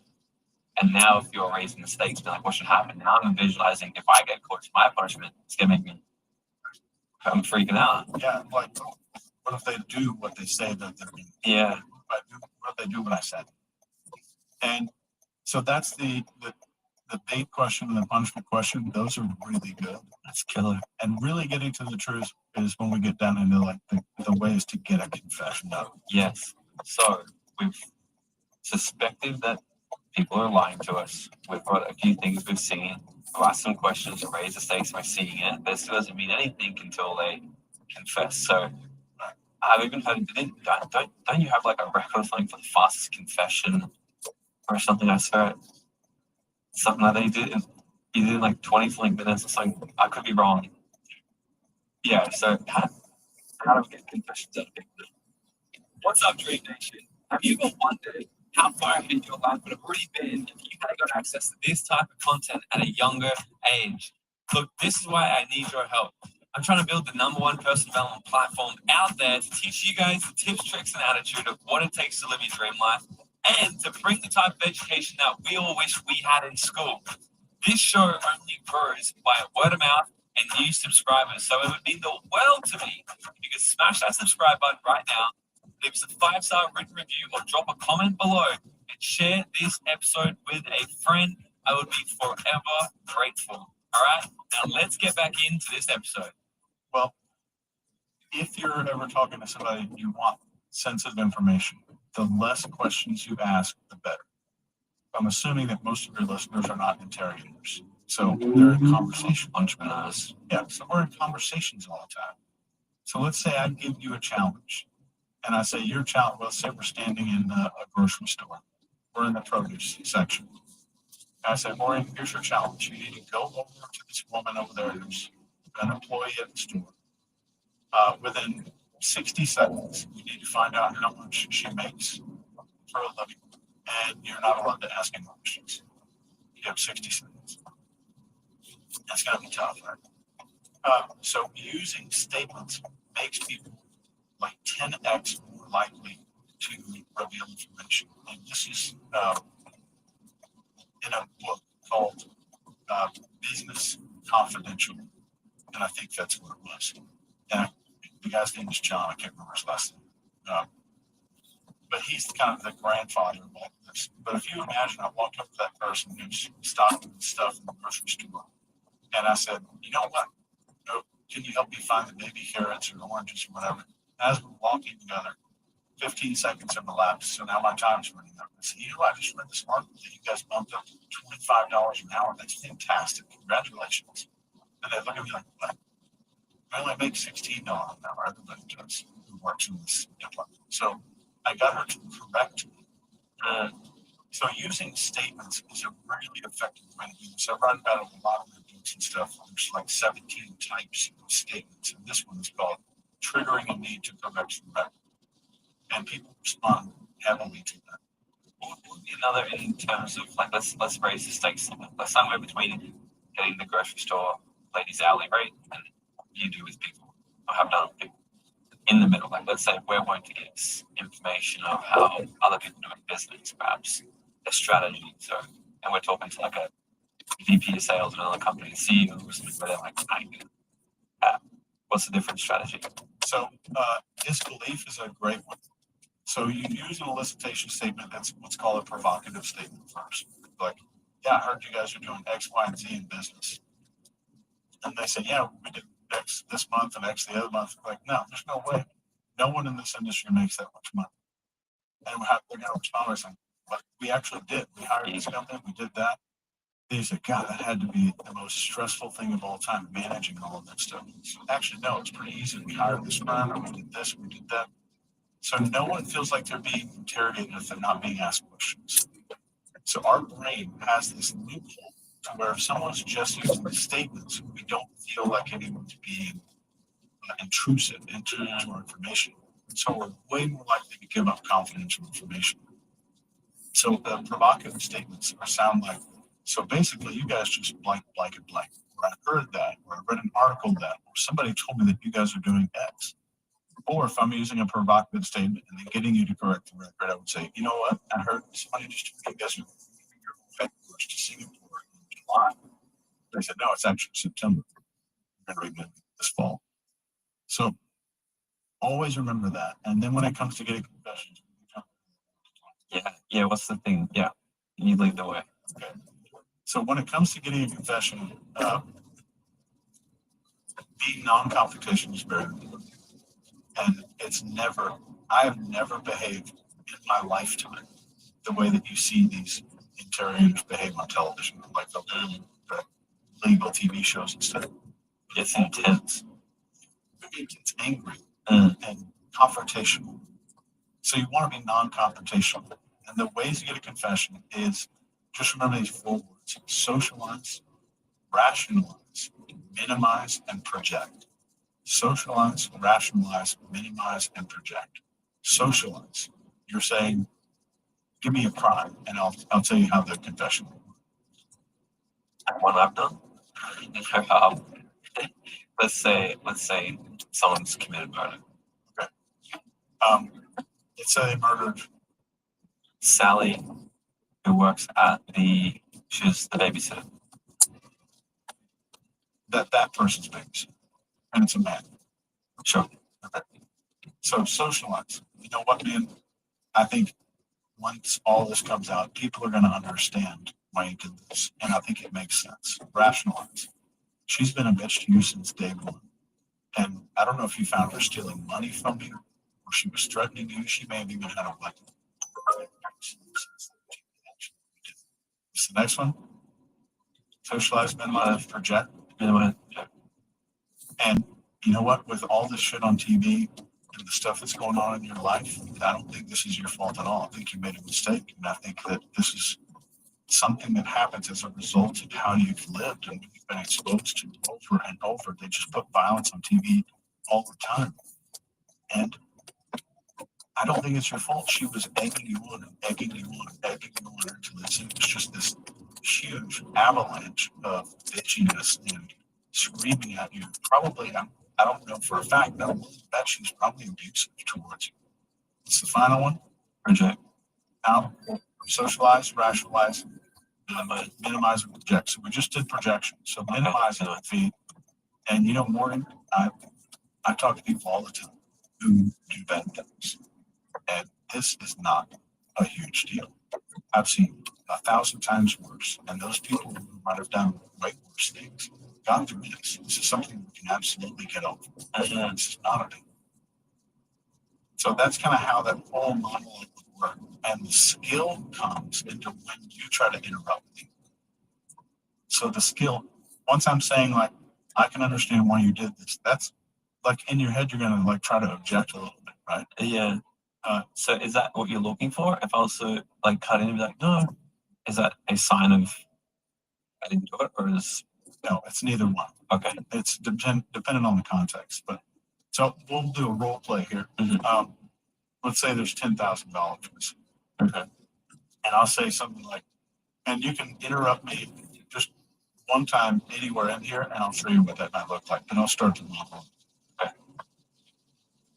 So Morgan, you've got this 10,000 that you're missing, and I'm just glad it's something so tiny because they're only worried about 100K or more based on their insurance and stuff like that. So this is absolutely not a That's good. So it doesn't even worry you. no, that's very important to you. And I promise we're going to get to that. I promise you. So I know your aunt was sick, and I know she had medical bills that need to be paid. And I'm willing to bet that you did this for the same reason that You think I did it? I'm going to get to your side of the story. I promise you. I didn't do it. I think You should be talking to the people out there. I do think you're a good person. And I think that you did this because you're a good person. And I don't think that you're like these people say that you are. That's why I wanted to come down here and talk to you. I'm supposed to have the day off today.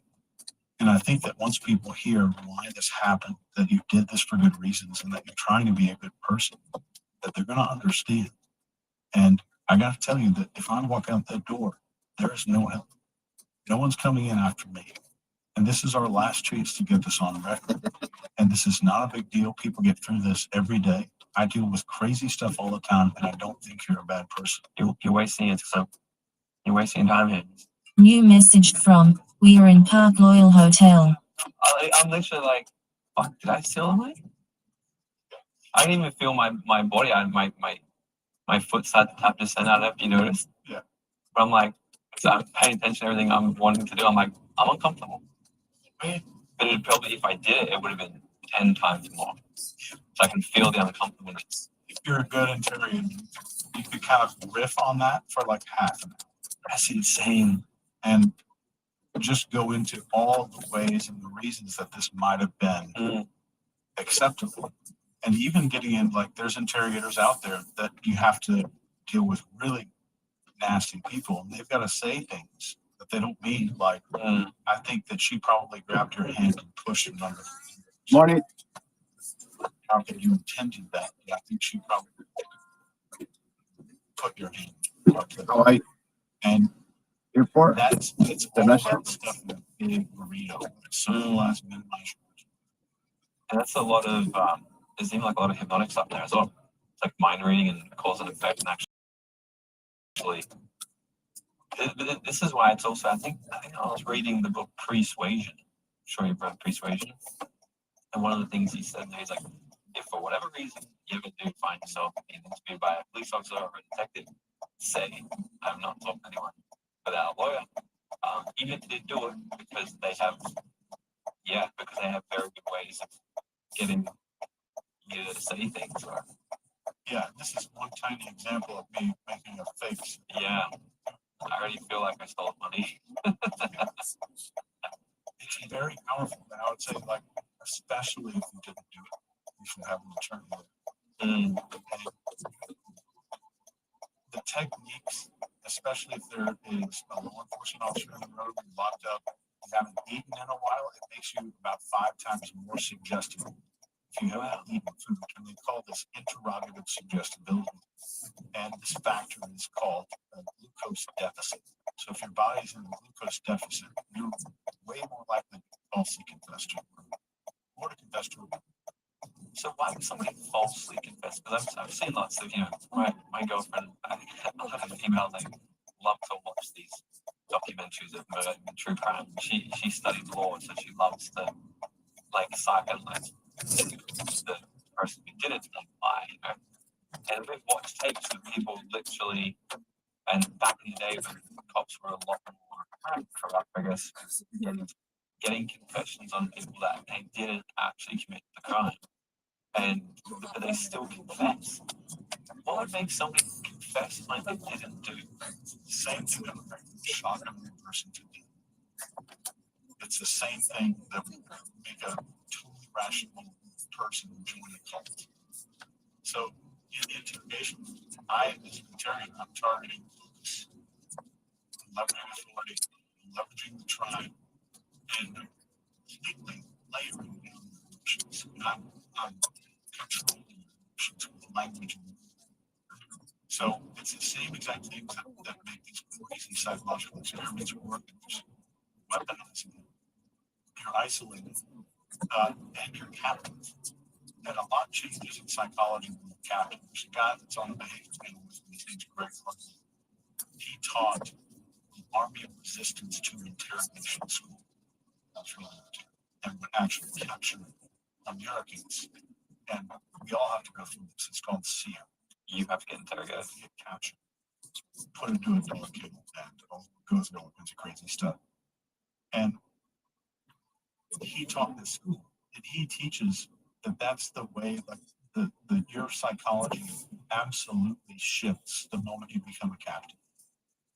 And in that environment, unless somebody's extremely familiar with it, so that's why you see some guy that did time before, like, did 5 years in jail, and he does another crime, and they call him the interrogation room, try to get him his best. And comfortable, it's a familiar environment, which makes the novelty disappear. And the novelty and newness of the situation is that Don't you cramp someone like that? Walk on the beach. That's very tough. So typically the way that you crack somebody like that is ego up and then ego down. So I'm going to pump the ego and then destroy it. And then I'm going to make him feel proud of something and then pride down. And this is also from Greg Hartley. But I think it's from interrogation training in general. And how many times can I get you up and then back down again? And like in the like the pickup artist community, they talk about this, and in the hypnosis community, in psychotherapy, they talk about this fractionation, kind of going up and down makes you way more vulnerable. So the more I can get you to go up and down, the more vulnerable I can get you. And now look at what social media does when you're scrolling down your feed. The algorithms are programmed to fractionate your brain and make you more suggestive. How are they fractionating through social media? Like, because in my view, I think it's formed dopamine. I guess for if you like a sad one, it's the oxytocin. Wait, so is that what you're saying? Like different chemicals like that? Yeah, up and then down. So yeah, anything up and down. If I get anger or whatever. So like that's why you'll see like most people's feed will be different content. You'll see rescued baby raccoon, nice, it's really hard stuff. And the next one is this war that's going on. Ukraine just did this against Russia. Russia's doing this now. Next one is like baby panda, baby animal, Israel, Gaza Strip, dead bodies, animal. So, and it's every feed. And I've checked, like if you pull your Instagram out right now, we're filming on your phone, but if we looked through anybody's Instagram right now, it's the exact same thing. It's up and down and up and down. Yeah, it is the most. If somebody says, "Well, that doesn't affect me," if you think that you're an I'm maybe the number one brainwashing guy in the world right now, and I am terrified of social media. I'm terrified. I have an app limit of 60 seconds on mine, and when you see me posting on social media, that's a social media manager. I just want to issue the dire warning, like if you've got kids, a lot more dangerous than you think. The human brain is no match for $1 trillion computer. So you're suggesting that they're using fractionation to just have more control and I guess teach and program what they want to put in? More control, and the app there's two things that happen. The app gets more sticky, so you're more likely to spend more time on the app. But the second thing is you're more likely to buy the products that are being sold and make their app and ad revenue and all that kind of stuff. So that's a bit of getting confessions, right? What if you got a confession out of somebody and you were wrong? Like what if you were so good at all this and you got them to confess? Like what was that? Yeah, that's a whole entire.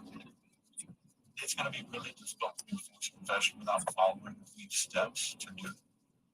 In my interrogation course, I have 5 or 7 slides that you go through called, and the literal title is How to Obtain a False Confession. And I teach you every single step how to manufacture a false confession. So that when anybody comes back on me and say, "Oh, you taught them this, and they didn't know it would lead to a false confession," absolutely not. Not only did you learn this technique and know that it did a false confession, you did it in this room. And here the indicators how to spot like there's a person that's about to falsely confess. Here are the things that that show you the person's falsely confessing. You should be able to identify that, especially people that you should be able to, within 45 seconds, you should be able to see the false confession come. One thing you've told me is you've said that everyone's wearing a mask. Everyone is actually suffering. Can you explain this a little bit? Because I teach, I guess, like some of our real personal development programs back home. And the big thing is actually helping people remove all their masks and become more authentic and just be an authentic person. And then you're like, everyone's wearing a mask. Fuck, I like to think that I've got pretty good at removing mine. So can you explain this a little bit? We have, so we all have a persona, the way that we come across to the world. We have that, which is a metaphor. The mask is a metaphor for that. It's like I want to be perceived a certain way, and that's a mask. And typically, the mask is just like I want to be perceived this exact way. And most of the time, 80% of the time, the mask is made up of the opposite. So I'm just playing the opposite of what I'm most ashamed of. So I can see somebody secretly ashamed of feeling gay. They become like this homophobic person. So their mask is made up of the opposite of their shame and insecurities. Right? So somebody who's like over the top alpha, not alpha, but like loud, aggressive, posturing, that kind of person is covering up internal shame of feeling weak, vulnerable, being worried about being hurt. So when you're able to get good at behavior profiling, if you spot a person's mask, you're going to spot more hidden fears and insecurities than their best friends know about them. So getting good at spotting masks is the first thing that I teach you in my coaching courses. Because sometimes I want to sell, if I'm a car salesman, I might want to sell that car to your mask. Yeah. And if I'm selling a different type of product, I might want to sell it to you. That's because they're insecure about it. Don't fix that. Otherwise, the mask will be into their ego. Okay. So if I think back, I would be this one. I growing up, so how I identify this place. Growing up, I always been a teacher. Like my report card in school was always this potential. He's always getting distracted. He's always the class plan, getting down. So I would always have the mask in the children. I would actually fun. And I just didn't mess up on the line. Actually, that's my stress between speaking. So when I teach leadership, it's different. I think the mask is like something being in my struggle. So right now, and that's one of the certainty. I was like, I and just like, does does, and I know it's not wow, so I'm sure that it's stressful, so my responses on the factor you find the funny. So, what do you think? So, my understanding of that is that's why I'm like, something funny. So, that would be the answer. If somebody think is behind that, that would be insecurity about the actions out of people and connecting with people. So typically we see the exaggerated view is a lack of intimacy. If you can't genuinely connect with that making life giving them full of emotionality, that's fucking true. You know, that's funny because lately I mean like I can connect very well with me. But then Yeah, sometimes like a super big level, I'm more like, Yeah. I think it's interesting. The way to get rid of most of our masks is increasing our receiving our social engagement. Am I willing to be social engagement? Okay, then, so let's say I forgot. The masks. I think I'm sure the machine does. I want to yeah, I actually, actually,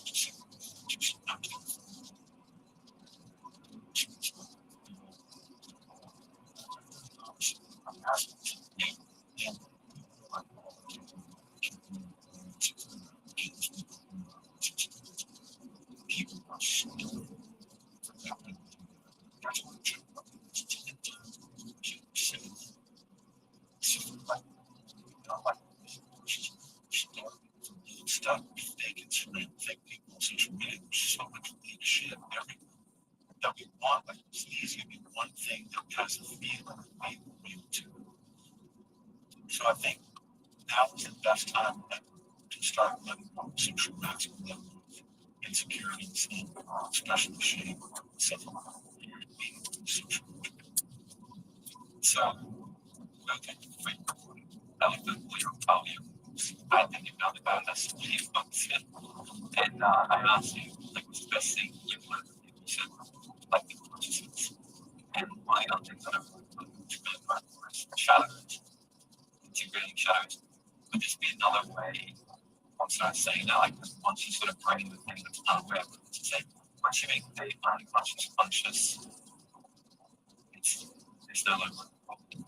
So it's sort of like consulting with becoming aware of the things that we're hiding and bringing to light. So I can see why bringing that out of someone would make a certain result. Is that you kind of found pretty good shadow?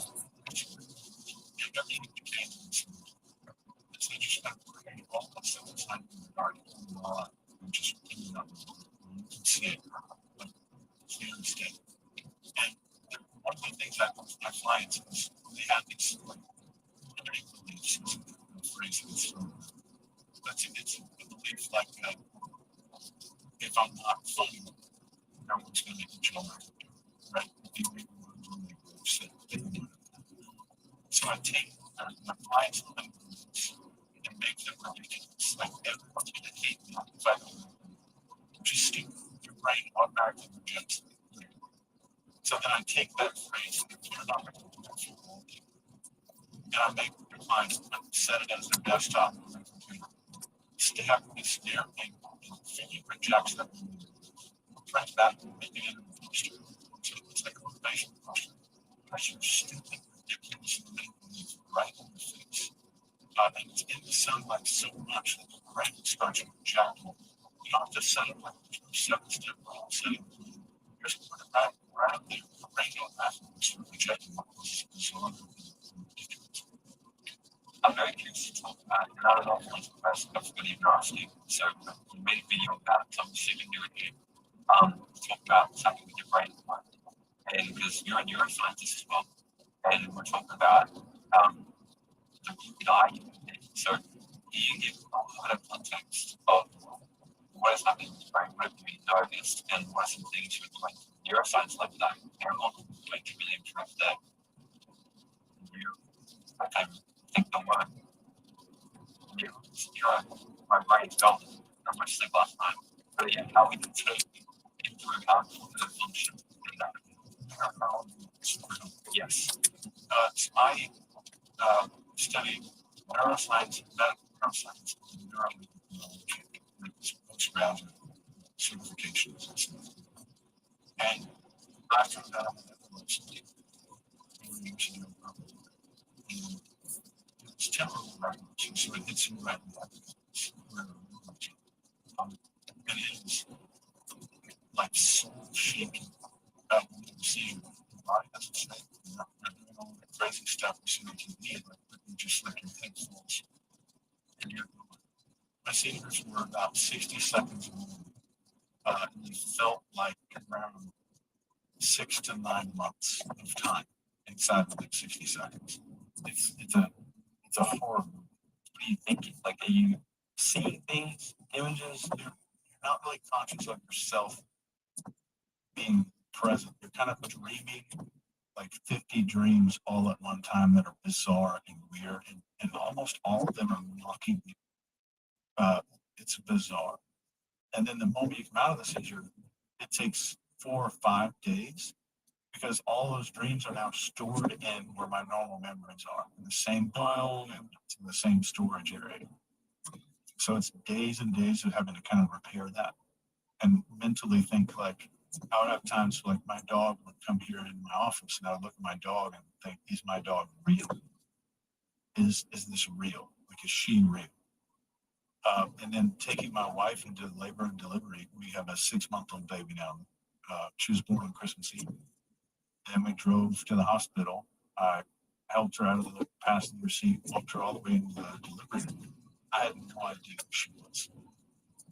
No idea. And I just knew, like, I'm driving her to a hospital. She's pregnant. If I just play along, maybe I'm going to pop back into reality. And it's terrifying.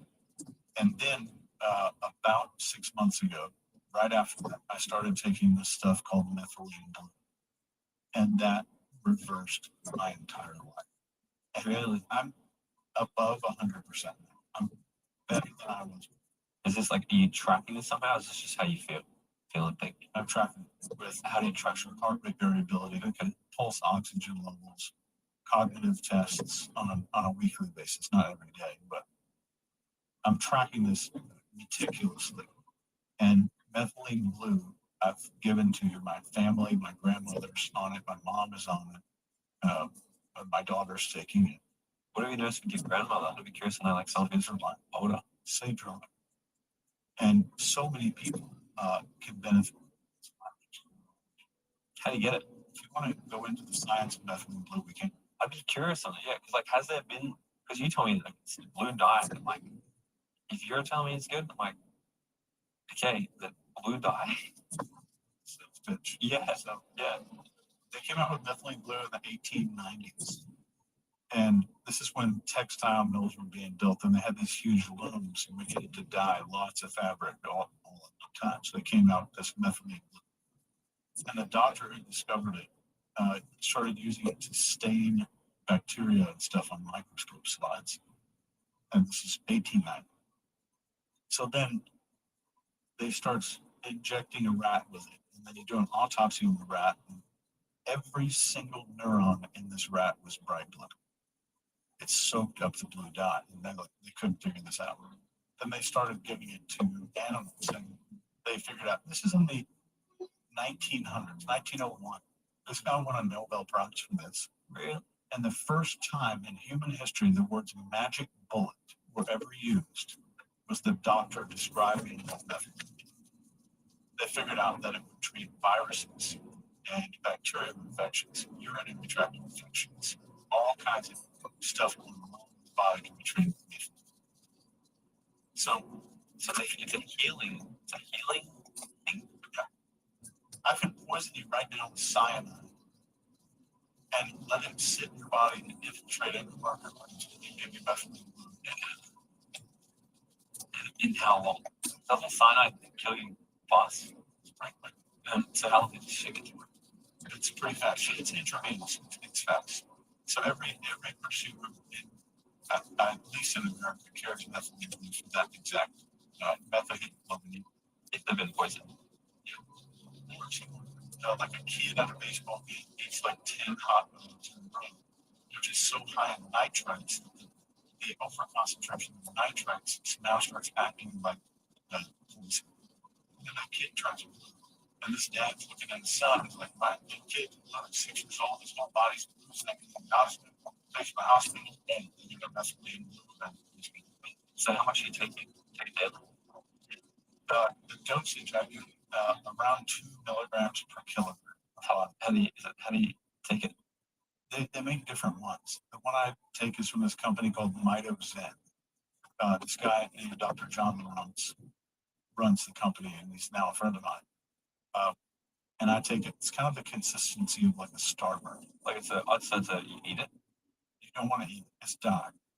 It's like it's industrial grade dye. So if it sits on your tongue for longer than like 3 seconds, your mouth is going to be. So how do you take it? Just quickly swallow, or And take it down really quick, and it turns your urine bright. And it's strong enough that your toilet bowls will be stained in your house. I don't know if you went to the bathroom in here yet. In my bathroom, if you saw that it was blue. Yeah, that's methylene. So you'll see it. So let me tell you the science side of methylene blue. So methylene blue has an affinity, or it's attracted to mitochondria, which is a little energy thing of our cells. We have the most amount of mitochondria in our nervous system. So our neurons and all that have the most mitochondria. We have a lot of mitochondria. Just mitochondria in the body make up around 6% of the body. That's how much mitochondria. So methylene is an affinity for mitochondria. So it works. It's ready things in your body called reactive oxygen species. This is an oxygen molecule that should have 2 hydrogen on it to become water. Your body shots, like that's something coming in from the convert that to water. So if it's got extra hydrogen or 1 less hydrogen on it, your body can process it. So that's called free radical. So free radical is a reactive oxygen species. So methylene it starts getting into this and correcting all of these oxygen molecules and getting them to turn them into water. And free radicals is like all that system can probably get off if I get 3 hours to get off of the system. They would absolutely do it back to oxygen species. So methylene blue gets rid of reactive oxygen species. But from that process, it acts as a recipient of an electron. And then it receives multiple electrons back. Then it goes into these little mitochondria and acts as an electron again. Delegates extra electrons to mitochondria, which helps all of your cells, all of the healthy cells in your body, start producing ATP, adenosine triphosphate, which is energy. So everything healthy throughout the entire body and brain is now has more energy and is healthier, has less reactive oxygen species to live. There are 1,000 benefits. There's even a report that came out 9 months ago.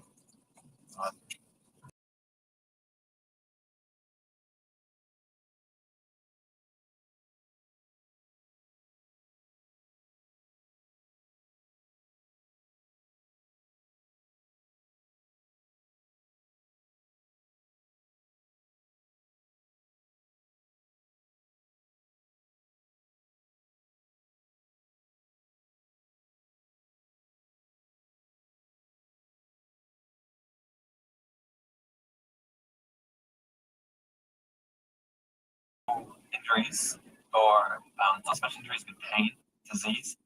I always like to look at it from science, but then also like a metaphysical thing as well, from like doing or NLP and quantum healing and stuff like that.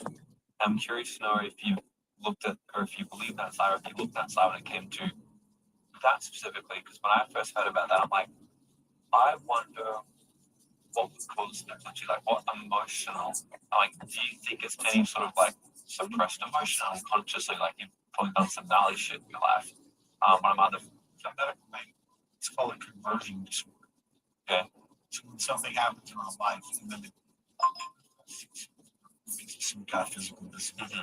You can see this with the kid goes in he's 19, goes in the doctor's office and his hand is like permanently curled up into this little fist ball.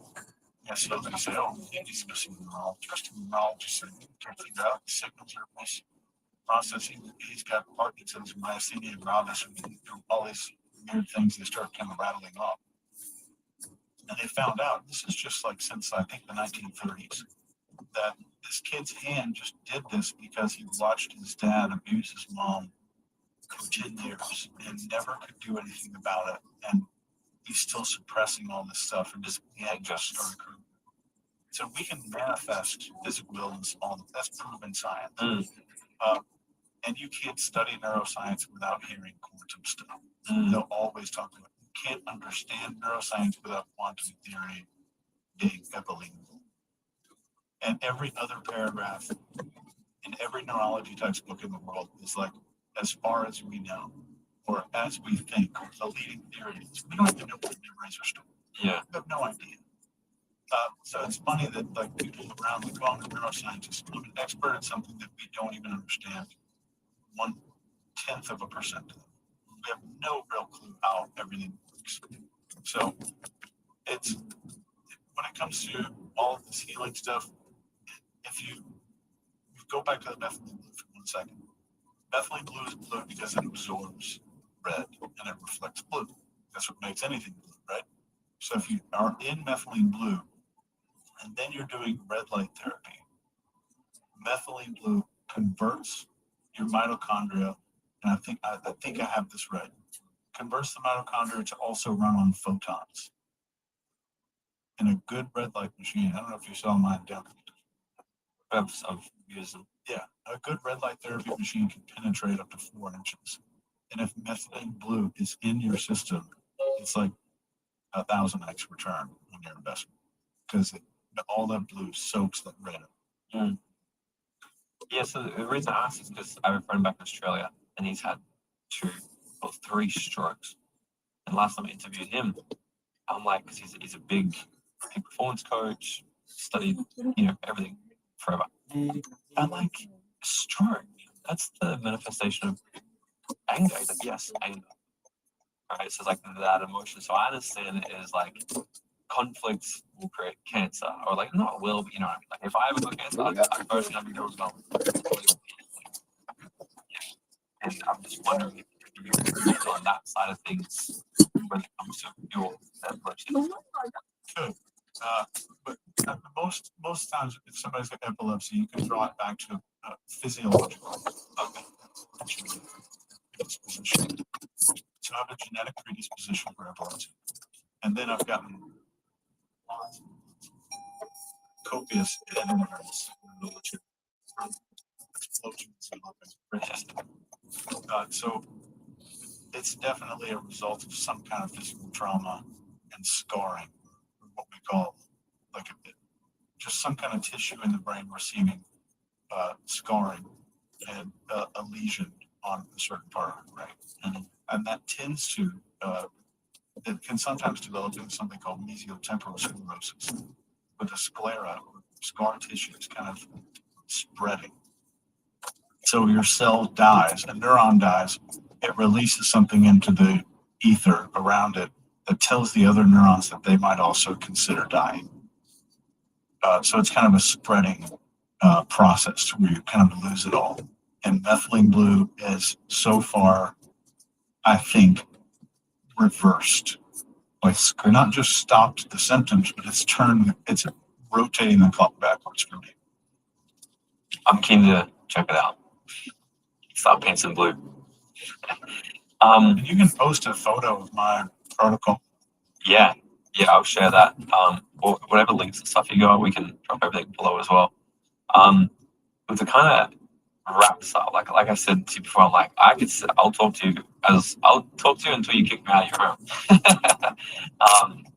But when it comes to detecting lies, getting confessions, influencing people, selling, and really just being the person who controls the conversation and communication and getting what they want, what's the one thing I haven't asked that people need to know to be the best they can at that skill? You need to be off camera the same way you want people to see you. When nobody's looking, are you still that same person? So like if you put hidden cameras in my home, am I still disciplined? Do I still practice the stuff that I preach? If you sat down and interviewed my wife for 4 hours and trying to interrogate her to figure out, am I the same person on camera that I am off camera? Because everybody's had that experience of like, I'm going to a fancy dinner and I'm going to put on my really, really nice clothes, but I've got like a 7-foot pile of laundry. My sink's full of freaking dishes and all that kind of shit. Like your house looks like shit. Yeah. Then you go to this party, and there's a secret part of our brain, all of our brains, that's dedicated to remembering that I am not who I'm presenting myself. Incongruent. And it's not the incongruence that other people are seeing per se. It's what incongruence that other people are feeling. They're feeling your internal incongruence. So if I speak to you from a place of incongruence, I'm speaking to a place of incongruence in you. And then the result is you're like, wow, Chase had great body language. He read all those articles on how to look confident and how to have the symptoms of confidence. Here's how confident people act. But something's off. Something was off.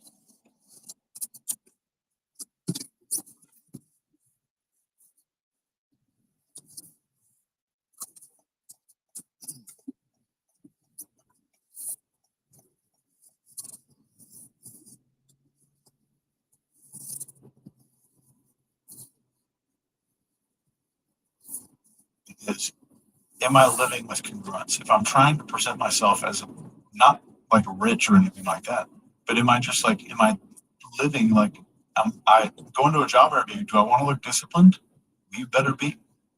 And now's the time to start. So like, if you haven't started now, this is the time. Like, I need to be disciplined now. Start living off camera. Like, oh, I'm a leader when I go to work. Leader shouldn't be something you do. It's something you are. So am I a leader at home? Am I waking up when I say I'm waking up? Am I waking up? Am I doing all the things off camera when no one's looking? Because that changes who I am when I'm on camera. I love that. A mentor once said to me, is quite in the stuff where he said, because I was doing all the things, and then when I was not on, I'd be somewhat different, not like bad, but just not. I would more party or whatever. And he's like, your self-esteem comes down to your level of self-esteem comes down to who you are when you're by yourself and the things you do and no one's watching, because you're always watching. And I'm like, fuck. And that changed the game for me. It changed a lot because it's like that last scene in 8 Mile. I don't know if you've seen it or watched it. But pretty much it's like the rap battle in the last season. Eminem, he goes first and he literally destroys himself. He says, here's all the bad things about me. He's just saying all this shit. He's like, now, go on, now you go, tell them something that they don't know about me. and he destroyed him. He's like, fuck, how do you beat that? It's like completely owning and be like, I know exactly who I am. I'm not trying to be anyone else. I'm authentic. Yeah. And it's like, and when I started doing that, I started living completely different. Like, so I'm like, there's not one thing you could say to me publicly that would be like, oh, I can't believe someone knows that. I'm like, oh, I don't give a fuck. It's like, Yeah, totally agree. Yeah. And that's what Eminem did. He injured himself socially. Yeah. Everybody else. man, this has been amazing. Where can everybody find you on social media?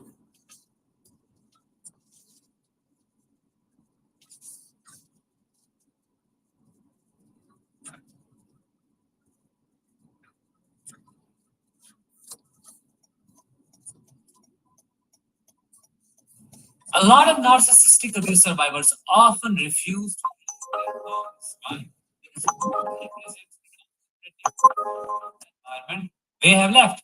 After years of psychological manipulation and emotional chaos, your nervous system gets hijacked by constant unpredictability.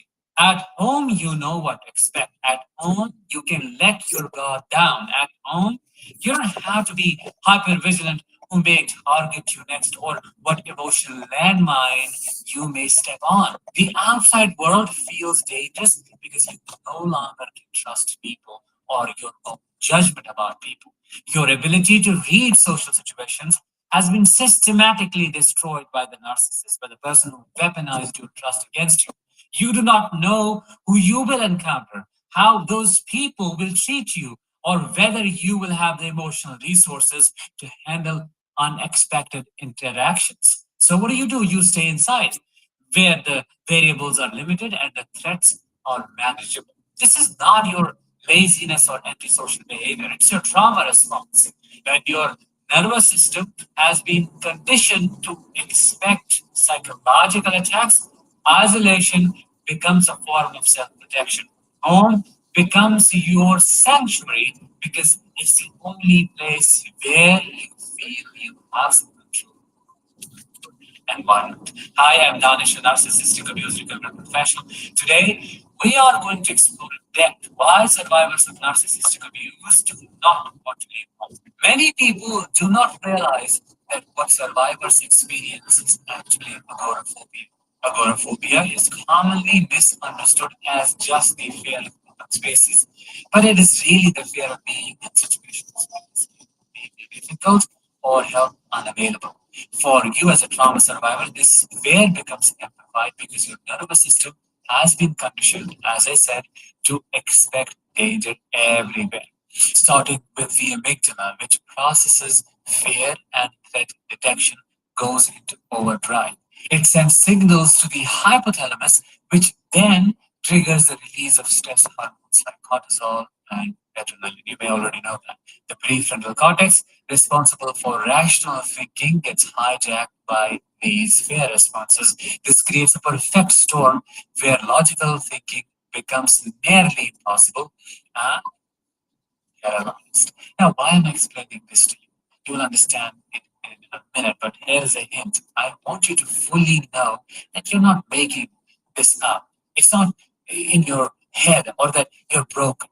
You are actually struggling with something that's beyond your control. A lot of survivors, unfortunately, get told that it's their social anxiety.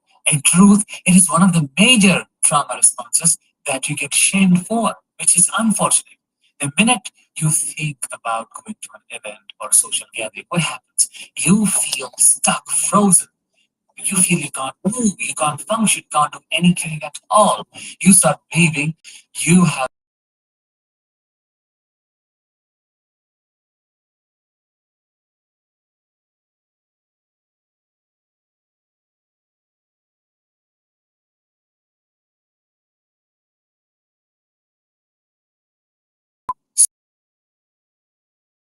as a child.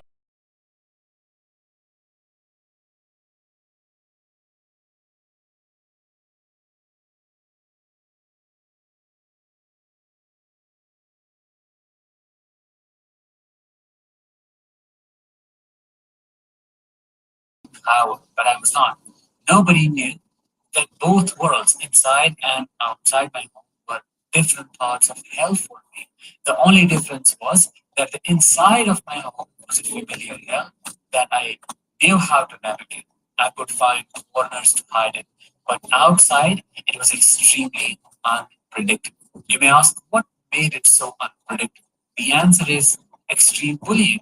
I had not only been subjected to narcissistic abuse at home, but I also experienced worst form of bullying one ever could outside. When I fell back after a separation of 7 8, dropped in a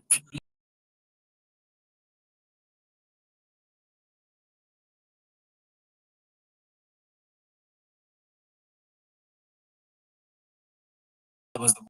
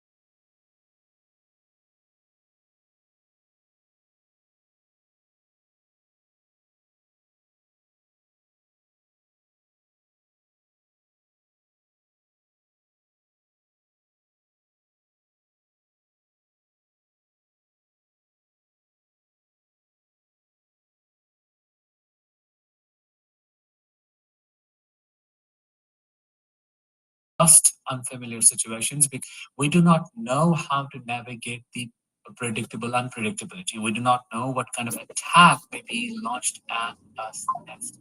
So what do? We choose what feels like safety, even when that safety is actually isolation. The nervous system of a person who has experienced conflict.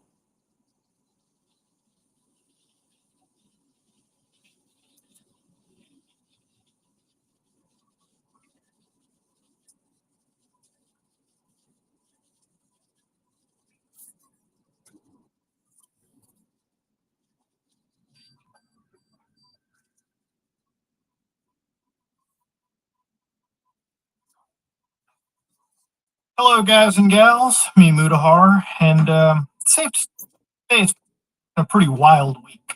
You know, I was looking at YouTube apparently rolling out an AI to verify if we are actually under or over the age of 18. You know, when it comes to the internet, ladies and gentlemen, the past 7 days has really shown me there's a lot that's changing. More showing your identification to access every part of the internet, that free, anonymous space that many people crave and love, that is slowly but surely dying out. Now, of course, ladies and gentlemen, I decided to look at YouTube here where they were saying that starting August 13, 2025, so actually not that much time left, they'll be rolling out an age estimation model to determine if a US user is under the age of 18. So this will happen regardless of the birth date you've entered. And I'm sure there's plenty of YouTube accounts that are 99 years old, because I'm sure plenty of the young ones that definitely set their age to 1900 when they were making their account, as many people back in the day did. So the model uses a variety of signals like YouTube activity and longevity of the account. If we determine you're under 18, you'll be notified. As always, you have the option to verify your age, and they ask you by giving a government ID, a selfie, or God bless, a credit card. So they actually gave all the smorgasbord of verification options. So basically, if they determine a user is under 18, then the account becomes a teen account on YouTube, meaning that you get non-personalized ads. So for a lot of people that do make children's content, prepare to see your income dip pretty successfully down on this platform, because you really do need the personalized ads to make good money.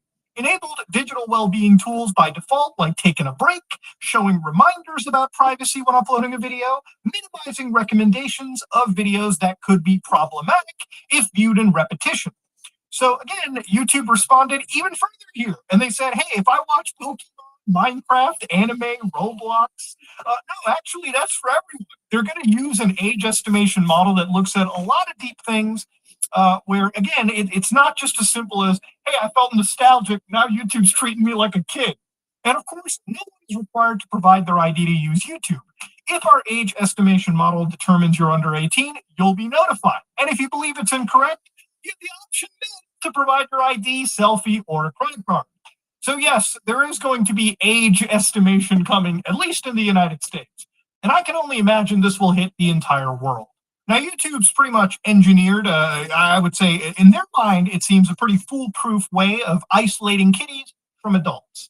Now, I use the E word over there, and I want to just start talking a little bit. I know there's been some drama, and I want to kind of address things here really quickly.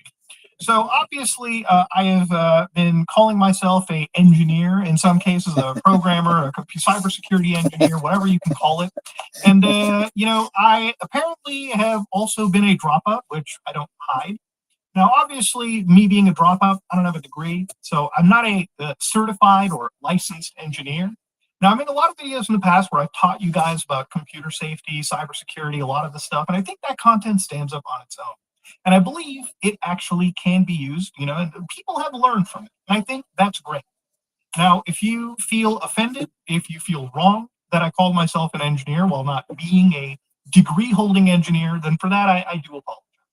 And I will denigrate myself to, I guess, programmer or a fat Indian guy that knows a bit about computers. That's what I'll do. And that's pretty much all I have to say. Now, again, if you want to stick around, awesome. If you still feel wronged and this does not suffice for you, then I don't really give a fuck. Simple as that. Now, again, that being said, if anything else comes out of this, whether there be some legal stuff, I'll just let lawyers handle it, and we'll call it at that.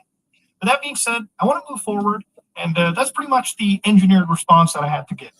That being said, let's look even further into what's going on the other side of the world. So the United Kingdom, when they launched the Online Safety Act, one of the ministers, one of the people on TV came out and started saying this about VPNs. For everybody who's out there thinking of using VPNs, let me just say to you directly, verifying your age keeps a child safe, keeps children safe in our country. So let's just not try and find a way around. Just prove your age, make the internet safer for children, make it a better experience for everyone. Dog, if I have to give my identification card to every single website and game and service, that is not a fun experience. That is actually so fucking friction and annoying that I don't want to deal with the internet. Now, it's funny that I looked at this and, I always kind of joked around and said, man, all these laws are probably getting passed by VPN lobbies. Like, they just want to get their stocks going up. But the thing about it is, obviously, the VPNs were never going to be an answer, okay? Because it even came out that apparently some of the people in the government, had expense sheets that came out because of public servants, that apparently they were paying for VPN subscription. So really, it's rules for thee, not for me, that kind of bullshit. And the thing about it is, obviously, with these laws being passed where they want to verify, actual people's identifications, VPNs are not going to be a tool that is going to be around much longer if these governments or these organizations are really gung-ho on taking away your privacy. That doesn't mean that you should give up on VPNs. Like I've recommended, Bad VPN is a pretty great option. But even when it comes to things like YouTube, right, there was something that I saw floating around where apparently YouTube was blocking VPN usage. The internet is genuinely dead. I just got this for the first time. I live in the United Kingdom, so I don't want to submit ID. And of course, it all came up to this VPN proxy detected on YouTube. Now, I want to kind of, disarm this because I think it's actually misinformation. So, for instance, on YouTube, there is a channel known as Formula One. And over here, you can see that I've loaded up a 8-minute race highlight. Now, why isn't this loading up necessarily? Well, it's because if I fire up a VPN really quickly, for instance, like NordVPN, Connect, God forbid, the United Kingdom, and I hit enter, you can see that, again, if I refresh this page, this video will give that little error VPN proxy detected. You might have seen it for a half second, but that's just kind of how it works. So why is this video not working? Well, it's because they've actually restricted the Formula One channel, from my understanding, from reaching to generally every part of the world, right? There are actual licensing limitations. You can actually see this happen with like movies, sporting events, just YouTube TV in general. Now, the thing about VPN services is that they're not necessarily services that, are undetectable. If you go to Netflix with a, VPN that, doesn't do its effort to hide itself well, then all Netflix has to do, or really any service has to do, is find out where that VPN is hosted and just block those servers. So, for instance, if I connect through NordVPN, for instance, you can see that in the United Kingdom, it's given me the ISP Cloudvider Limited. Now, if you look up Cloudvider Limited is a website that provides VPSs in 11 global locations. So the thing is, if you're somebody that wants to host your own VPN, and I made videos like this in the past with Muda VPN and Muda VPN 2, you can actually rent a VPS really anywhere in the world. So for instance, this is a company called Vulture, which also provides VPSs. Now I could buy one from Bangalore all the way to Los Angeles. So if I buy a VPS service from here, what I can do is basically get access to a really easy script. Actually, let me pull one up here. Now, this is WireGuard install, which is a VPN installer. It's a bash script that you can run in these VPSs. And as long as you have access to these supported distributions, which I'm sure the VPS very much has, you can basically install this and connect to your VPS server and use it as a VPN. Now, is it going to be hiding your information or storing it anonymously? Probably not. And if you want to get a really good VPN, I can always recommend Mullvad VPN as an option. But that's just generally how this stuff works. The reason I went to that extent to tell you is that, again, when it comes to these companies like NordVPN, they're probably got deals with a bunch of these companies to host servers all over the world. And if companies like Netflix or YouTube or, well, the government really want to deal with stopping these VPNs, they can have an entire crack team of people looking at the top VPN and just basically playing a game of whack-a-mole with these organizations. And I'm sure the VPN companies will obviously always fight back.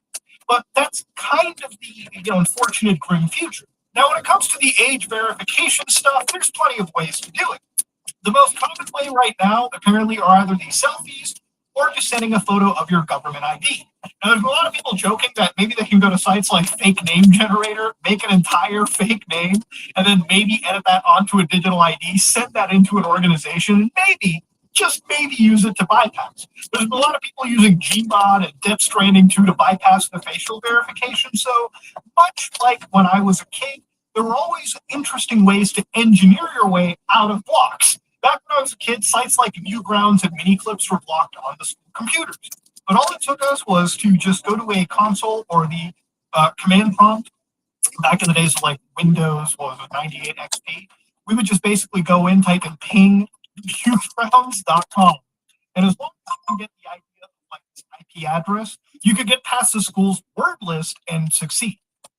Now, one thing that I want to say is obviously for a lot of these organizations, like the online bills, rather, there are equivalent bills that are slowly being pushed in the United States. For instance, one of the bills coming from Representative, this is just highlighted by her, children should never have access to adult content online. This is something everyone should agree on. I don't think kids should be watching pornography. That's not a shocking thing. But she wants to pass the Screen Act. So I looked up the Screen Act in the United States, and obviously the Screen Act is there to require certain interactive computer services to adopt and operate technology verification measures. This is brought forward by Senator Mike Lee in Utah, a Republican here, who I thought they were always for like small government, but not really, I guess. Requirement for age verification measures. So for instance, use a technology verification measure, which again, the government isn't providing, so use a third-party one. Provide that requiring a user to confirm that the user is not a minor shall not be sufficient to satisfy the requirements of Section A. Make publicly available the verification process, and then subject the IP addresses, including known VPN addresses. So what I just talked about earlier, when governments can have crack teams to knock down which IPs actually belong to a VPN company and which ones are just like your standard VPS. These are all things that the government is trying to enable just to, take away the little bit of privacy that you have left. Now, I think this is really stupid from a, just freedom perspective, right? Now, if you're somebody that is so worried about the children having access to adult content on the internet. I'm going to show you a quick tip right here, okay? So inside your terminal or command shell or whatever, right? If I just type in ipadder, it'll be like ipconfig for like Windows people. But if you look up here, you can see that my local IP is 127.0.0.1. And then, of course, the Ethernet IP I have is 192.168.50.206, okay? Now, this is, again, my local IP address. This is just my computer's IP address in my home network. So here's a fun thing you can do. If you take this digit, if you take 192.168.50 and then 0.1, or whatever your gateway IP is, you get access to your actual router settings. So inside my router settings, you can see that it's pretty much a standard page, and most routers have these kind of setting screens. Now, I'm saying most routers because I'm trying to make sure that, in case somebody has like a router from like fucking back in the Paleolithic era, you might not have things like parental controls. But on this router, I actually do have parental controls. So you go over your parental controls, you pick which device little Timmy's iPad or laptop is on. You select that, and you can block all kinds of stuff. So for adult content, I can get rid of all of the adult content. But let's say, I don't want little Timmy to look at that disgusting porn, but maybe the illegal and violent stuff is okay. Untick. You can even block instant messaging.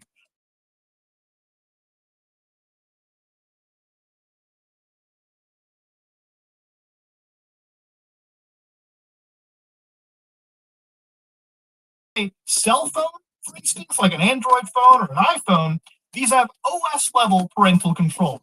So any of these politicians going out about like, think of the fucking children. Yeah, if you really care about the children, you can just do the blocks yourself, okay? You don't need to destroy the internet access for the entire fucking world. That's just stupid. Now, what's interesting too is I saw another internet commentator called Asmongold. You might have heard of him. He had one take that, I really do want to talk about because I don't agree with this take, but I can see exactly what Asmongold is trying to kind of, come to, right? Like some sort of a compromise. We can't all be anonymous on the internet, but there's got to be some way for us to keep our privacy. So Asmongold says internet real ID is inevitable, especially for social media. And that I don't even disagree with. I think ever since we've had unfederated access since the dawn of the internet, a lot of these big companies, a lot of governments just don't like humans talking to each other and discussing whatever it is that they want to. Now, I think that the whole internet laws that are being passed is not just for censorship. Like, obviously, we can all joke about, stupid stuff getting removed, but it really seems like a lot of the stuff that's getting taken away is people's access to looking at, things like protests, for instance, war crimes internationally that are happening, that are getting blocked out of feeds because of acts like this. We're looking at situations where the wording is so broad that apparently, and I don't know if this is entirely true, but according to individuals who are reading the Online Safety Act and Ofcom, that apparently just like violence between characters like SpongeBob may be enough to necessitate some level of block. Okay, so it's weird that more stuff is getting blocked that shouldn't have been blocked under this act in general. Like things like if sites like Wikipedia are having an issue with the law, then the law has problems being written. I think it's mostly about censorship. But this is where I think it's also about surveillance and control of the kind of information that you are supposed to see. So he says, denying this, it might feel good, but it is a lie, and you know it. What isn't inevitable is private companies having access to our public records. I mean, it isn't inevitable, but I think we all should completely fight back. The best solution is a government authentication token that only verifies info. So it is fine, and this kind of makes sense from a technical perspective. Like imagine having a blockchain where I guess the government gives you a digital ID. You show the government your ID, they give you a digital token or an NFT or whatever you want to call it as, and say, okay, this token number is 200, and 200 is verified to be Mudahar's ID in the United States or whatever country. So anytime I go to a website, they'll ask me for that token, and 200, that token just verifies that my information is valid by the government, which I think is cool. But what it also means is that token now signals me as somebody that they can basically catalog exactly what website I myself go to. So one guy says, we're not going to comply, period. And Zach goes, you've already complied by providing your information to your internet service provider, which is true. If you want to get access to the internet, I got to pay a substantial amount of cash to whatever ISP is in Canada to get access to the internet. And through that, They know who I am because I pay for the internet. They got my name, they got my fucking ID, they've got my credit check, they got everything. If the government subpoenas your data, your ISP will give it to them. And that's true. In fact, that goes true for most tech companies. I think Ethan Klein right now is suing a bunch of content creators for violating his copyrights. And so he went to Reddit. He's actually like suing a bunch of like these snark Reddits. So in fact, he went to Reddit with a court order that grants him access to people's information. And even if you think you can delete your information, you thought you were completely anonymous, you never really are. Maybe you gave an email that links you to something that can connect you to your actual ID. You never really are truly anonymous. That's the thing, okay? That's the grim reality of the world we're in. In a way, Asmongold is right. For 99% of users, anonymity is a mirage. But the thing is, these kind of tokens, these kind of verifications serve as surveillance because there are ways to have your privacy on the internet. Now, I've talked about this plenty of times, but to give you guys an idea, there are something known as browser fingerprints. So even if your IP address belongs to a bunch of people in your house, your browser fingerprints or your device fingerprints are actually very unique. So under Google Chrome, which is one of the most used browsers, I went to the EFF's Cover Your Tracks website. And through this, it generated a report that shows you just how much information is leaking out. So for instance, just off of this, my time zone offset and my time zone are available. So let's say you use a VPN and you connect through France with a time zone of Toronto. That's probably going to sketch it in system.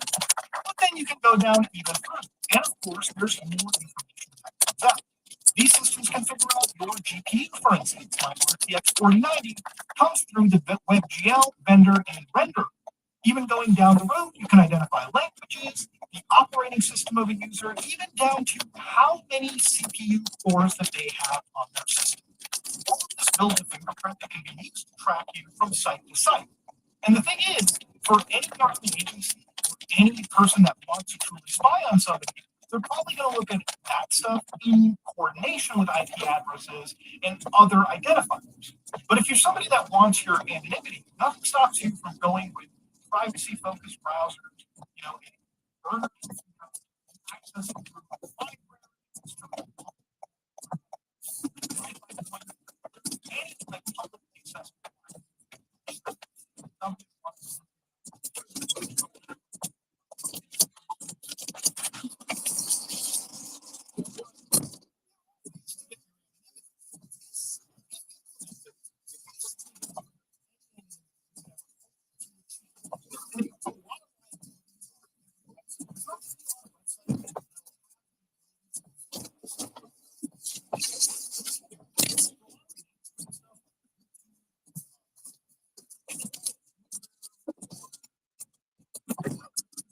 International Formula One.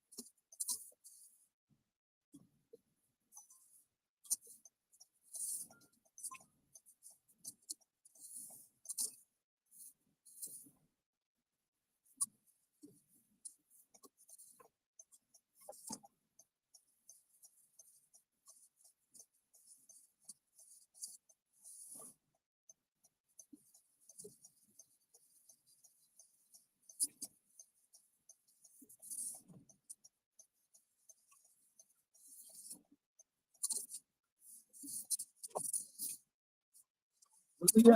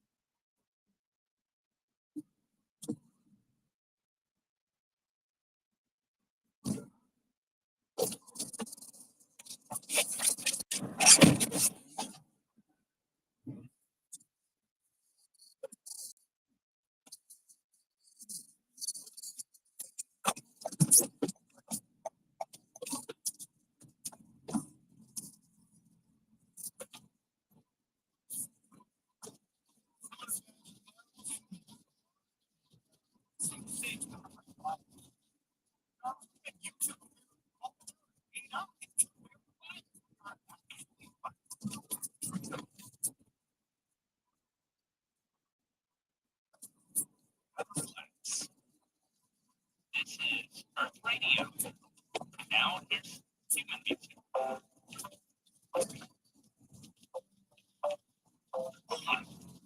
Human music. I like it.